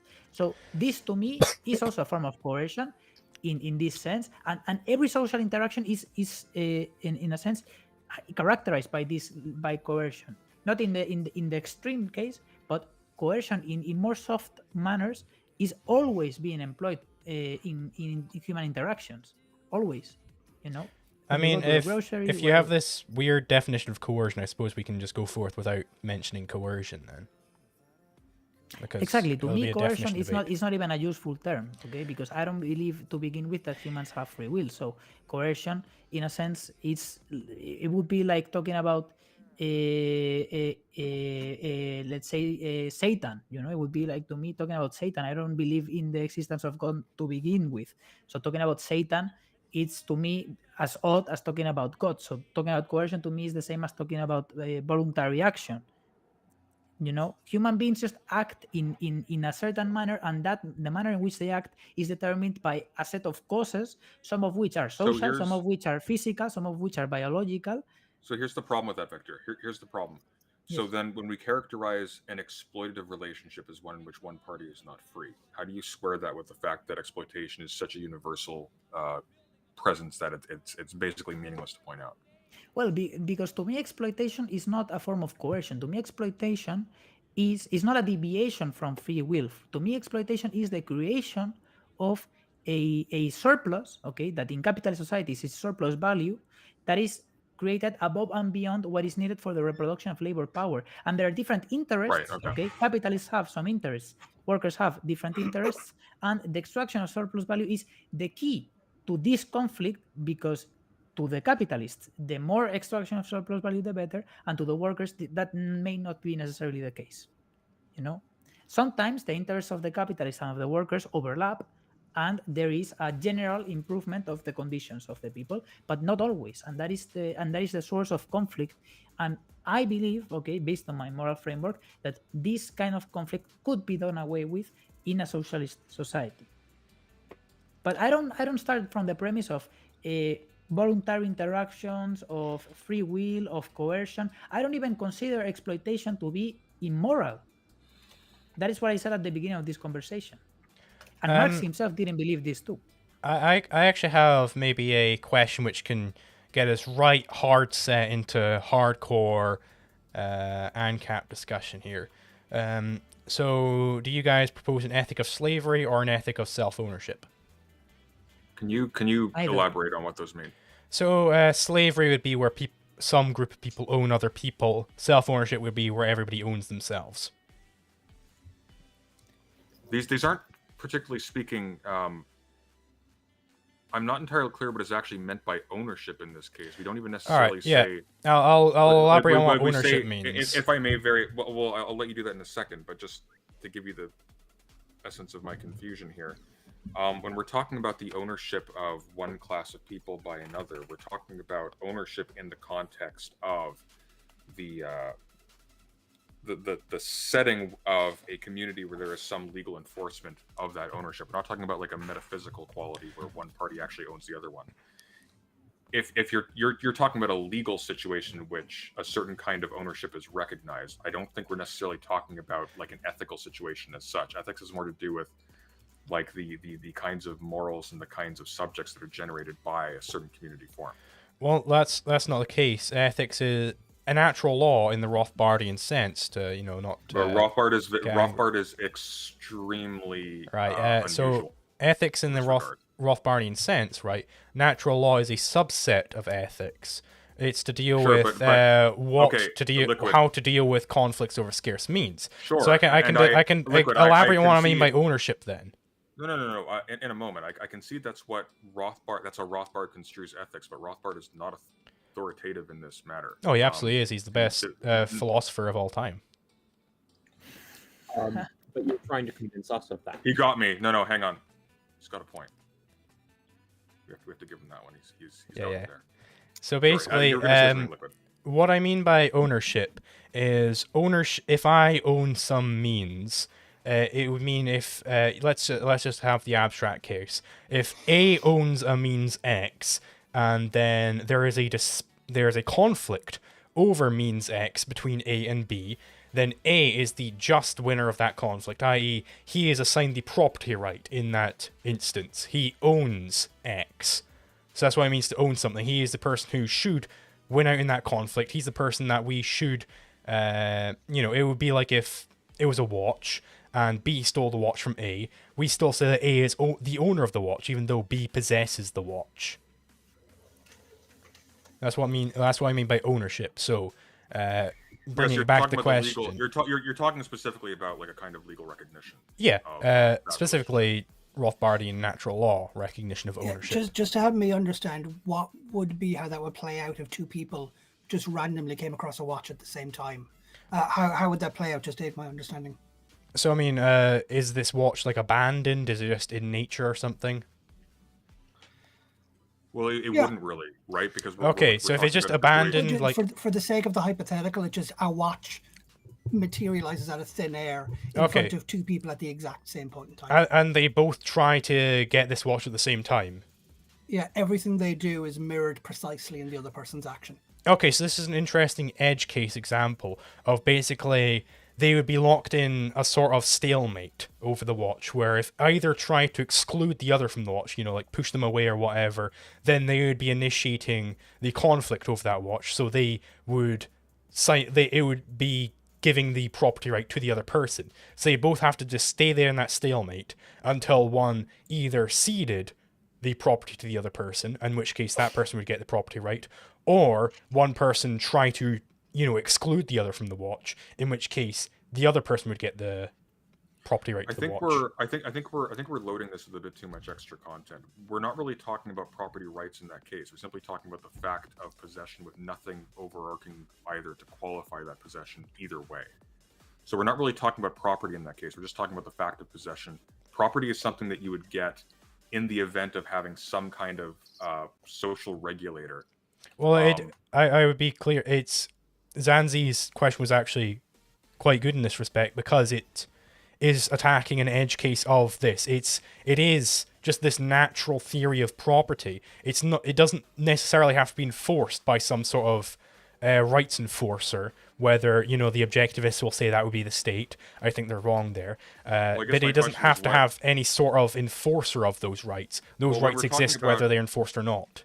Sure. When we're talking about property historically, what we're talking about, deeply historically in the roots of our notion of it, we're talking specifically is the partition between the holdings. We aren't even necessarily talking about possession, simply the holdings that are a part of the law-giving community itself, of the regulating community, the holdings of any particular subject within that or citizen of that. When you're saying that the watch becomes the property of one of two parties who are contesting it, what additional content are you adding by saying it is the property of one, rather than simply saying it is the possession of one? Because possession isn't ownership. So if B steals the watch from A still owns the watch. A still has the property right over that watch. Why? But Why? Because B was the one who initiated the conflict over the watch. Why would that matter? Because that's how we assign property rights on a Rothbardian basis. No. That's how. Well, let's take it away from Rothbard for a second, because I think Rothbard is probably making a mistake then. That's how we assign property. I mean, that's how a society might assign property rights, but we're talking then not about some metaphysical quality that adheres despite the fact of possession transfer to the next. we're talking about something else recording and registering that such and such a type of transfer took place, such that it's invalid. But in the absence of that, and we're talking about only two people, where there is no like third sort of Hobbesian force to like hold them to that or to keep a record of that, what additional content are you adding? Like, what is really different about saying? Basically, possession and ownership are presupposed as being separate things whenever anybody engages in dispute over anything, because in any case, because if we have like A and B where they're saying no, I actually own that watch, and B saying no, I actually own that watch, they're saying that possession is different from ownership. I.e., if A were to take it away from B again, then he would say no, I actually own that watch. You don't own it, I own it. Even though you have possession of it, I own it. They're referring to a notion of ownership that they would not be referring to in a situation where there's only two agents. What do you mean by that? Sorry? What do you mean by that? Referring to legal institutions. I'm not making any reference to any institutions. This is a natural law again. What I'm telling you is that you actually are, though. Because the notion of ownership is dependent, again, upon a record of the nature of the exchange taking place. Such that in like a state of nature, say, where you have two parties, absent any regulating body to record that exchange, they would not invoke ownership because it would have no content. Well, what you're talking about, hang on, Zenzi, what you're talking about isn't property. What you're talking about is double plus ownership. Like, well, no, that's what ownership means. There's no point in having the word ownership if it's just the same as possession. Ownership means legitimate possession. Yeah, exactly, which means it's different to possession as such. If there is nothing about your notion of legitimacy to actually compel acquiescence to it, then it's legitimacy in name only. You're just calling it that. Great. Well, what the fuck does that mean? It just doesn't mean anything. Exactly. Well, because you're saying legitimacy is always determined by a specific governing body. That is the one False. that determines legitimacy. Yes, this is why it's a natural law theory, not a state law theory, not a positive law theory. It's a natural law theory. Nature is not. There's no natural right, for anyone to There possess is. anything. Okay, Are you? The right for you to possess something is determined by whoever says that. Whoever has power to determine whether or not to because that's just might makes right when we get back to possession. Wait, hang on, slow down. That's just might makes right. Mm-hmm.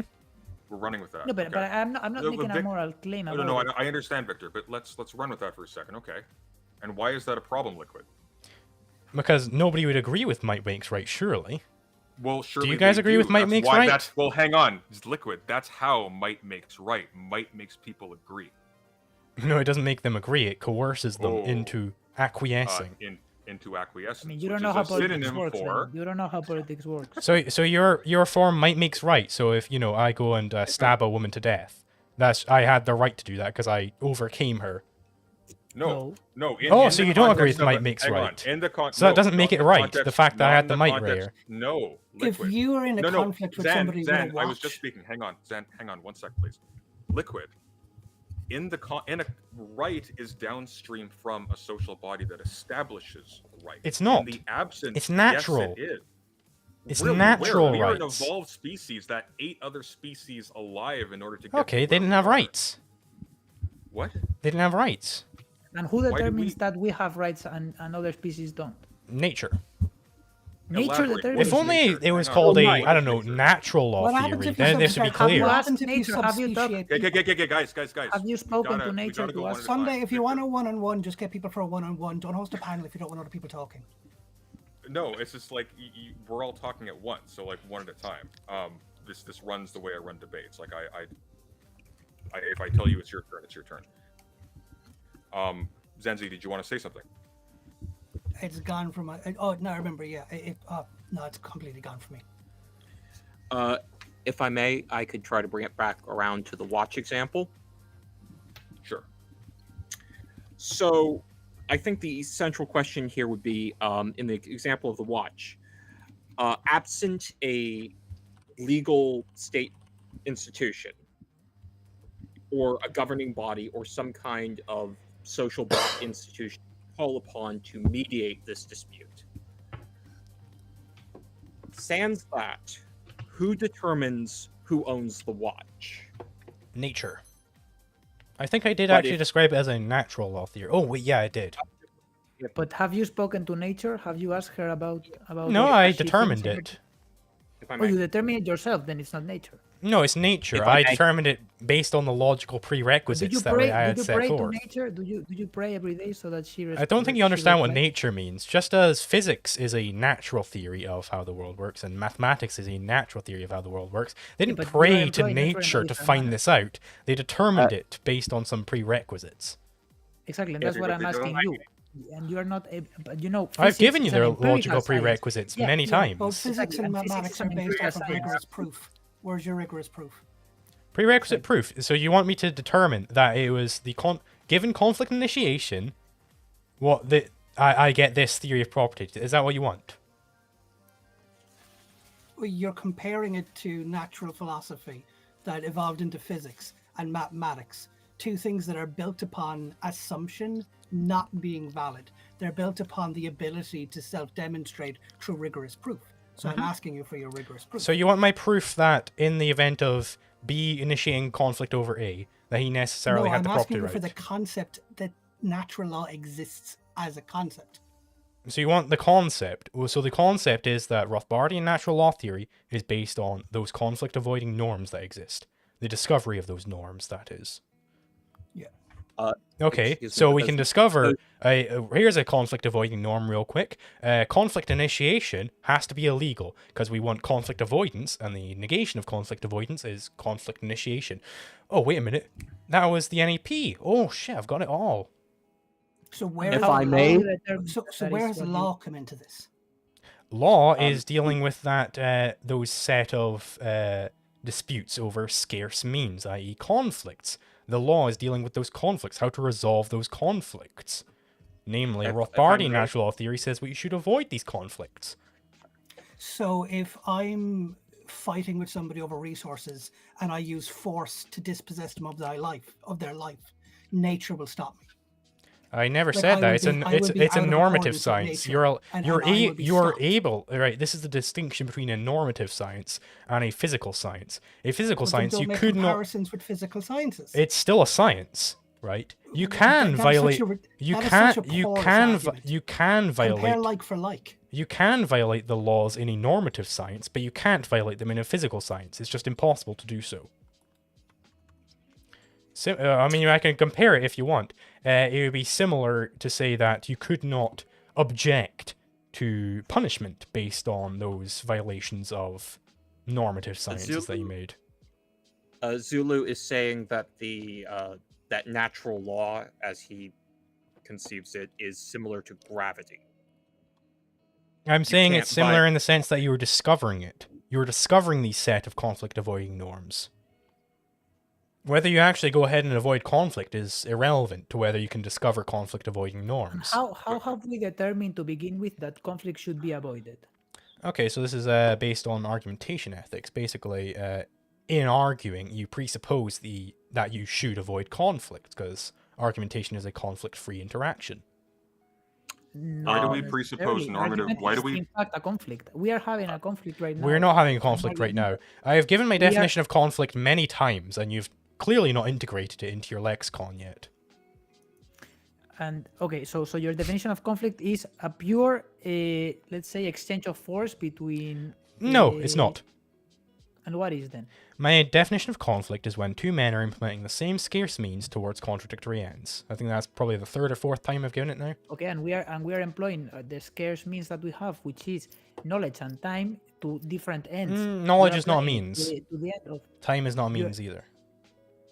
I mean, Actually, time- maybe time- you could a means- frame time is as a means means. toward- I suppose you could. But we're not having contradictory ends here. We both want to engage in this argumentation.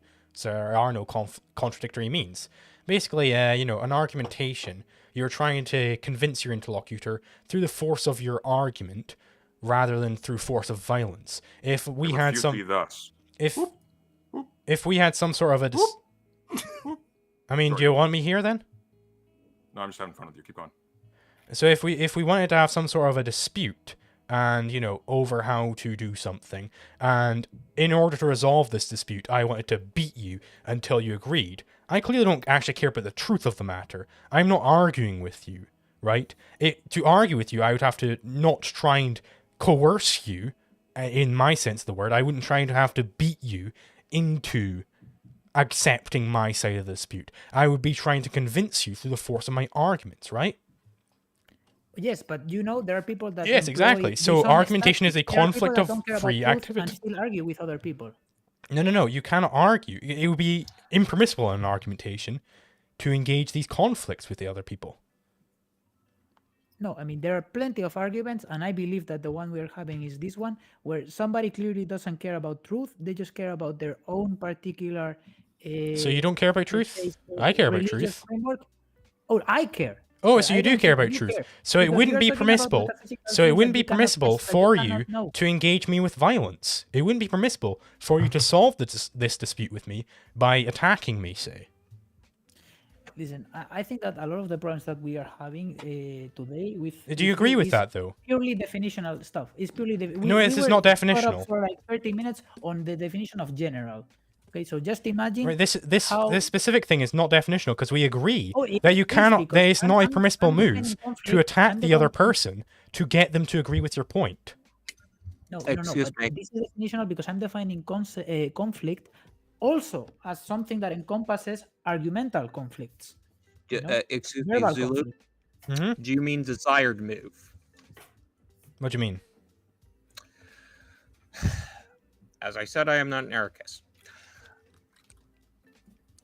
When you employ violence or force to coerce someone into doing what you want, that is a valid move within a set of desired outcomes. That is, it's not moral, it's not desired by the recipient, but from the point of view of, to use your term, the aggressor, it is desired because it gets them what they want. Right, but it's not a valid move within an argumentation. It is if it helps them performatively. No, it's not, because they're not getting at the truth then. Because if I were to try and get you to agree with my point by just attacking you and forcing you to agree with my point, I don't care whether my point is actually true. I just want you to agree with it no matter what. I don't care whether it's true. I'm not trying to get at the truth. I'm saying that there would be different, in that scenario, there would be different ends of the same activity. Yeah, there are different value scales, I agree. It is possible for a person to attack another person, but this would not be an argumentation, is my point. I don't see how that would be. Well, because if your entire argument rests on wordplay. No, it's not just wordplay. It's what an argument means. No. You can call it whatever you want. That's what an argument means. Every contrary case you can now point to as being, well, that's not really an argument. Okay, so you think it is a valid move in an argument for me to just attack you and get you to agree with my point? Well, we can do so right now. For example, if I right, but that would not be an argument for an audience. Right. Okay. So if you guys are all, they would be deploying arguments to the end of coercing you. We could call it. We could call it good faith argument versus bad faith argument if you want to get a different term in there. Where bad faith argument is where you're just trying to beat them into submission, literally beat them to get them to agree with your point without caring what the truth of the matter is. Metaphorically. But you have to care what the truth of the matter is in an argument, surely. No, I don't. So okay, right. President Sunday. Argue for the sheer pleasure. President Sunday, do you care about the truth of the matter right now? It's immaterial. Do you care about the truth of the matter? I have to have a notion of truth even to do that. Do you think? Do you care about what is true? Maybe. Do you? I don't have to concede that though. Do you care? If you don't care about what is true, what are we doing here? That's an excellent question. What are we doing here, Liquid? If you don't care what is true, why are we having this debate? Liquid, that is the question. What are we doing here? I'm trying to get at the truth here. Yes, I personally care about the truth. We are arguing, Liquid. This is Are we? Do you care about the truth? I'm just still trying to figure out what natural law means. Yeah. And how Hang on, Zan, give me a sec. I'm sorry, Liquid. You are arguing with me to ascertain whether I care about truth. I'm trying to determine whether you do care about the truth. Because if you don't care about the truth, you're just talking. You're arguing with me to determine that. I don't know if I am arguing with you if you don't care about the truth. For example, Liquid, are you familiar with the dialogue form of philosophical writing where you get at a true statement by arguing about something that isn't true? Where you derive the statement from the book by dint of looking at an argument, neither side is actually developing the argument that the author himself holds to. Nope, never heard of it. These are still arguments. Okay, So- right, Listen, but do you even if care we about the care truth about the in this truth- argument right now? I missed the Like, question. it's pretty easy. Do any of you guys all care care- about what the truth of the matter is? So we all okay. Let's assume that we all care about the truth. Okay, so you all do This care about the truth of argument the is still a matter. conflict. We, An well, argument is okay, still a right. conflict. So we'll go with that basis. So therefore, it would not be a valid move in an argumentation to just try and coerce, in my sense of the word, to aggress on them, to get them to agree with you. Because then you don't Exactly. care about what their points are. You aren't trying to get at the truth of the matter. You're not taking up the notion that they might be correct, right? So let's test do- this. Between 1750 and 1800, there was 3 rebellions in Ireland because they were under British rule, and we consistently tried to, using diplomatic means, we ended up using rebellion. Was that not just? Were we ignoring the truth of British imperialism? No, because I don't think the British government cares about engaging in argumentation. I don't think they care about justifying their actions. What if they said they were? They'd be lying, wouldn't they? How can you say they're lying? do They you say know? they're telling the truth. Because they clearly don't care about justifying any of their action because they currently engage in taxation, aren't they? That doesn't make any sense. Well, it does. And It- I was it's- trying to lead you down you have that a path, very but then we one-dimensional went view of off a into lot the of these troubles. Conversations. If it's not an adherence with how you view it, it's not real. It's not valid. No, it's I'm simply trying to they point didn't out that try there's to a lot of justify real-world it. examples that introduce contradiction in your example. Right, but and your this is why I'm examples trying to rely- go over the argument from argument here. So it's not a permissible move to, in an argumentation, to physically attack your opponent to get them to agree with your point, because then you don't care about the truth of the matter. Do we all agree on But that? it is not admissible. It How is does not that relate to admissible anything I under said a- about? I'm Argumentation? trying, because you went in a sideline about the troubles. I'm trying to get it back to the point here. The troubles were 1970. I'm Oh, I talking don't about care. 1750. Let's But get back to the listen, point. If you don't care, don't bring it up. Okay, But- let's get back to But the listen, point. Zulu, listen for a second. Okay, now why should we care? Okay, so I agree with you that when in argumentation, generally, I care about the truth. Okay, I care about the truth. Mhm. At least that is what I believe. Okay, and I tend to assume that other people also care about the truth. Mhm. Now, let's say, why should we care about the truth? Because this is, I think, that the root of the issue that you are not addressing here with any of your claims, either with the claim about avoiding conflict or the claim about wanting, because the only thing that you suggested was that it is nature that determined this, and then is when I asked you, how do you know this? Right now, Because this nature does tell That's us a lot trouble. of things about physics, for Thi- sure, but this nature is- doesn't give us any more. This is the facts. argumentation ethics point, though, that when you are engaged in argument, you necessarily have to care about what the truth of the matter is. So it's Not not necessarily. okay, but then you're not Argument is engaged in an activity. argument. Liquid.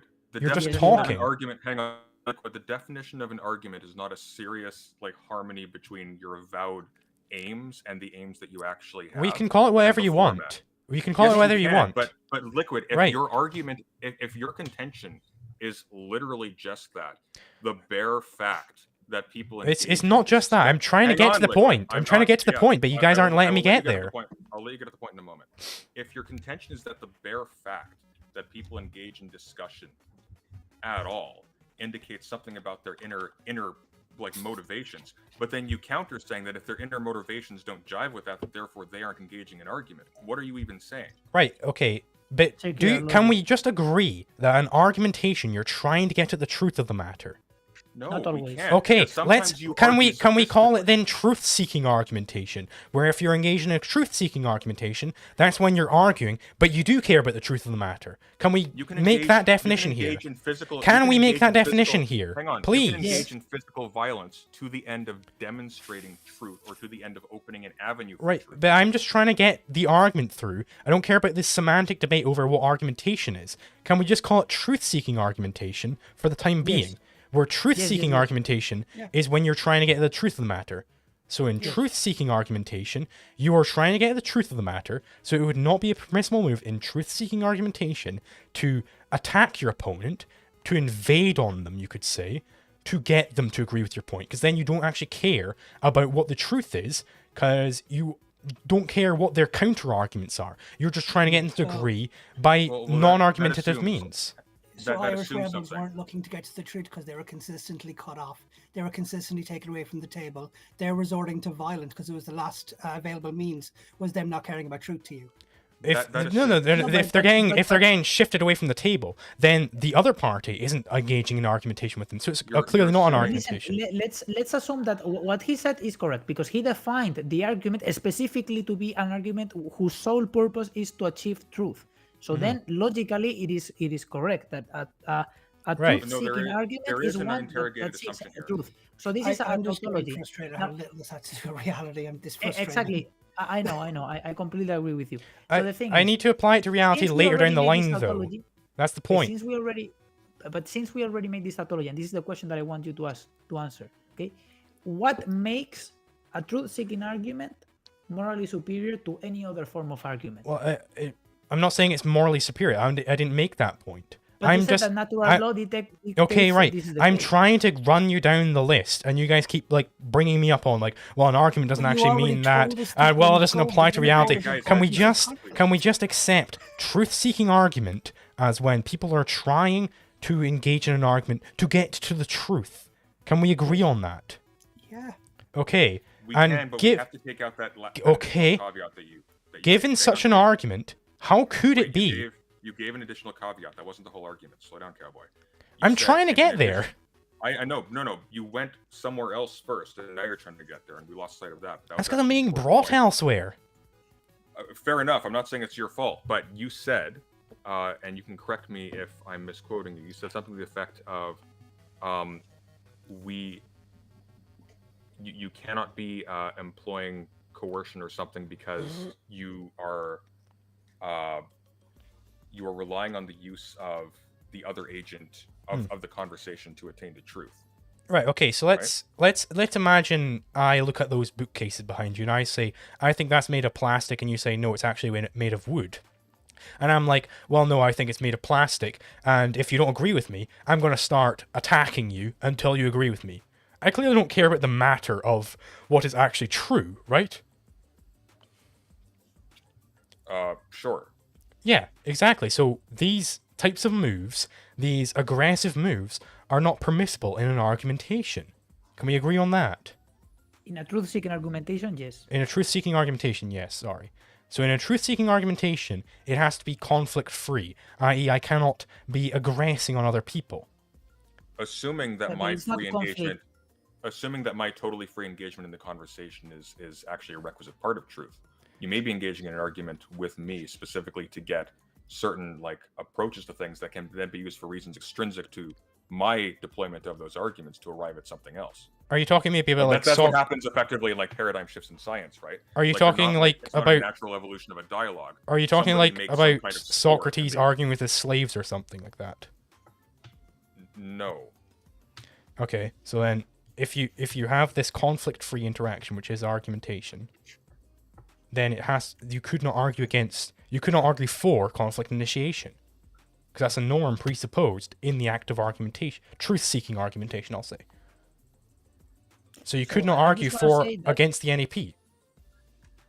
So first of all, I would agree. If you define the interaction to exclude in the definition the kind of conflict that you are talking about, then for sure the conflict is not acceptable.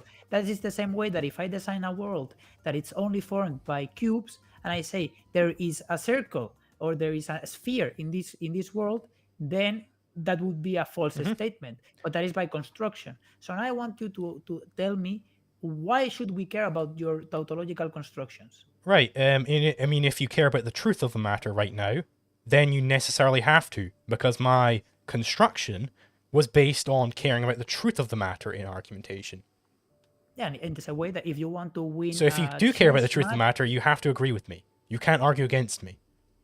So I'm going to agree with you on the definition of what a truth-seeking argumentation is, but I'm not going to agree with you on an argumentation that is truth-seeking if I believe that your position is not the correct one, it's not the truthful one. What do you mean by Because it's a that? truth But like seeking. we based it on truth-seeking argumentation, Exactly, i.e., and that I think argumentation you which don't have based to- on actually caring about what the truth of the matter is, and we got to Victor, argumentation ethics. But hang on. Remember that the purpose of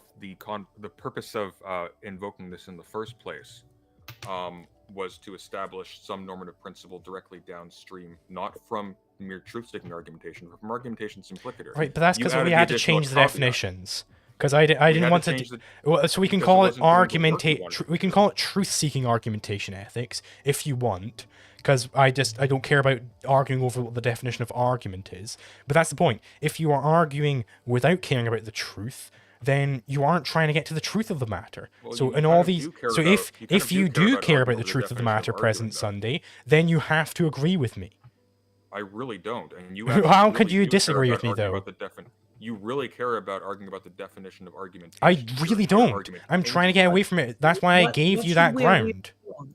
Sorry, what should we agree with you on exactly? Because the only thing that I agree with That you was on the argumentation is a tautology, conflict-free interaction. Therefore, you cannot argue for conflict initiation. Argumentation is a form of depends on how conflict. you define conflict. Oh my It god! depends on how you Right. define So, truth-seeking argumentation is a conflict-free argument, a conflict-free interaction. No, so not therefore, necessarily. You may. we argue, for literally just example- arrived it. We literally just arrived it, and you guys you agreed with may every argue, single for step. example, that truth is arrived at via conflict. We agreed on every single step, and then you guys are like, "Well, Jesus Christ, I don't agree with this I now." actually didn't agree on every single step. Listen, you know I what I we gave do you guys the is, floor to say, right, do we agree with the step? And everyone was like nodding their heads, going, yep. And then we But moved the- on with the The derivation. problem was the definition of conflict, because I think that two arguments. I gave you being my brought definition of together- conflict. I gave exactly. you it. So your definition of conflict, okay, in this sense doesn't encompass what I would say is the conflict. Okay, but can we stick with my definition just for now? Yes. Okay. So Just so for let now, me- we'll stick with mine. We've been sticking with it for an hour. Okay, so Exactly. based That's on the that, you problem. could not argue for conflict initiation. Truth-seeking Exactly. argue for conflict initiation. Exactly. Okay, but- Exactly, but then- yes. but then to So establish- therefore, NAP. But then because then to establish that you can't argue for conflict initiation is meaningless, because all you're saying is that you can't do other than argue by trying to argue. No. I'm saying you could not argue for That's why conflict that- initiation. So it'd be because it would be a contradiction to argue for this. So therefore, Exactly. NAP. It's Exactly, dialectically listen, true. what he did, and what he as we did, know, aggressive people cannot attack people if there's a contradiction. But- I'm not saying you natural law can't here. violate this. You guys are trying to do it right now. I'm saying you embroil yourself in a contradiction. So therefore, you have to be What- wrong. So therefore, the what negation he's of your point saying- has to be correct.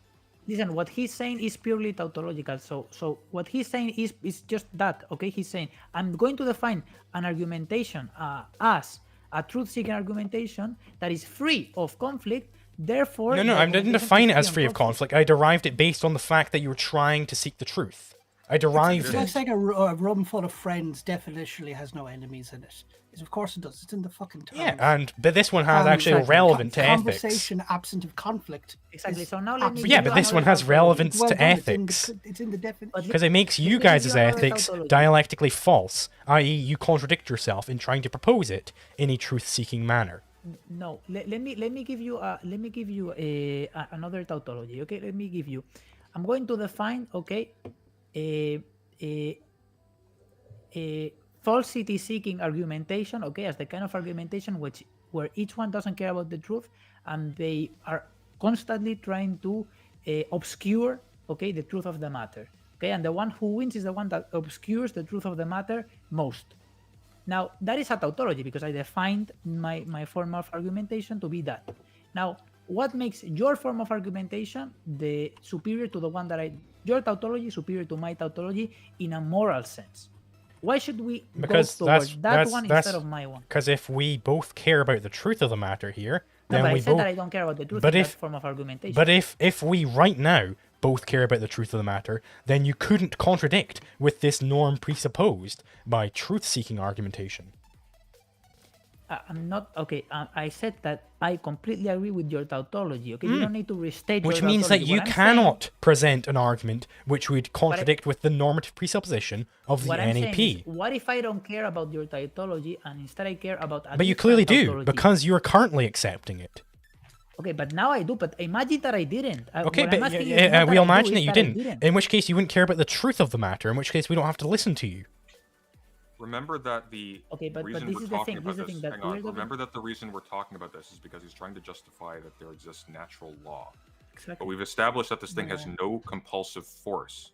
Well, it does. So why is it a law? No, it doesn't. It has compulsive force in that you could not argue against it because truth-seekingly it's argue Hang on, against hang on. it. Wait. So it's a wait. dialectically Li- true Liquid law. Zulu. Liquid Zulu. The self-coherence of a logical system does not in itself impose that logical system upon the world. I am not obligated to follow that logic in practice. Right, you can If be I like am- some sort of animal beast who doesn't care about the truth of the matter at all, but then, you're an animal beast, and, either you're safe, in which case we'll domesticate you, or you're dangerous, in which case we'll have to eradicate you. Who's we? I mean, even in this context of this We conversation, who I care about follow the fun. truth. I entertain your presence here. Okay? But why if you're an would I- animal beast, then, go around murdering, I guess. So is your argument that if you don't subscribe to exactly what you're saying, you're an animal beast? Is that really the argument? My argument is that if you could not justify your behavior in a sense where your behavior was contradictory to what I am proposing. My It's a immediate dialectically question to you then- false ethic to try and propose an ethic contradictory to mine. Sure, whatever. So my immediate question to you then is, why am I required to justify it and to whom? I mean, you don't have to necessarily go about justifying things, but we could imagine if you did try to justify your ethic of slavery, then it would necessarily contradict itself. You'd contradict yourself by the mere proposing of it. You're assuming I'm engaging in slavery to begin with. I mean, By that the was way, the initial engaging in question. slavery isn't That was How the is- initial how is question, engaging- whether you propose an ethic of slavery or an ethic of self-ownership. That was the initial question. There's loaded an additional question there that you are skirting over, which is where I'm proposing an ethic. I have done no such thing. I'm asking you whether you propose an ethic of slavery or an ethic of self-ownership. I don't propose an ethic. I haven't proposed an ethic in Okay, Those are then not- you're relevant to the You are the discussion. one, no, you are the one making the positive statement.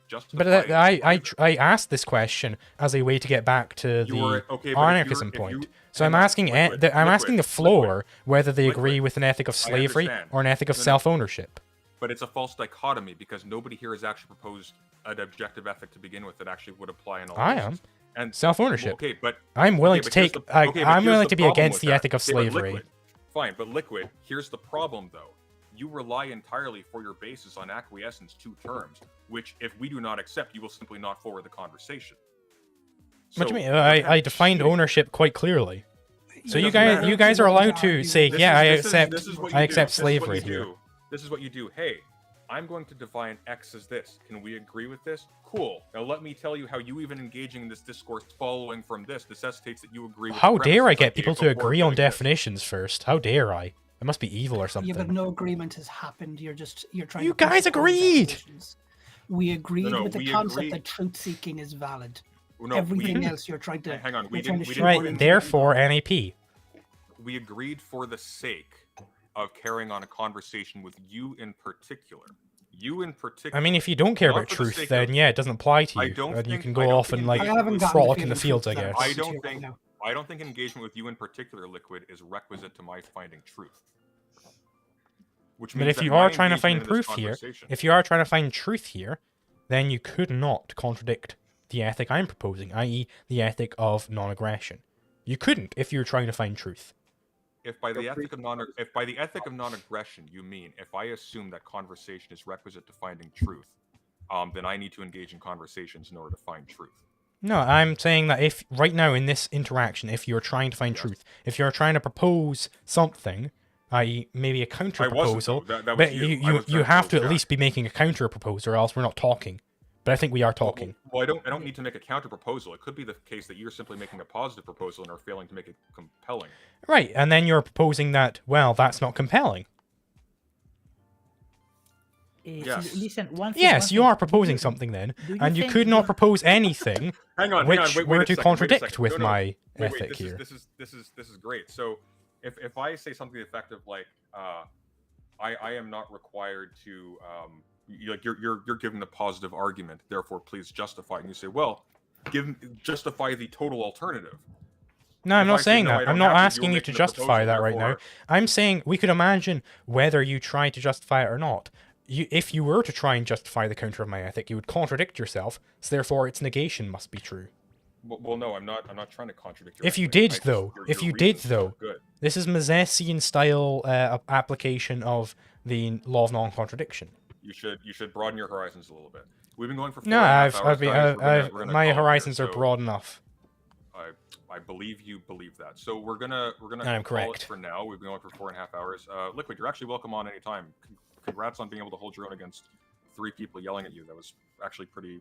Yeah, I mean, impressive by itself. he actually, you know, he Credit where it's actually due. was debating 3 people at a time. Yeah, so we should certainly give you credit for that. I respect Even the though I believe perseverance, that yeah. Well, thank you guys, and Yeah, thank you for having me on present Sunday. You're very welcome. I may Not well be what back. Not exactly what we planned initially, but I figured we were doing this anyway, so why the hell not? Thanks everybody. Take care. Yep. See ya, guys. goodbye. Bye.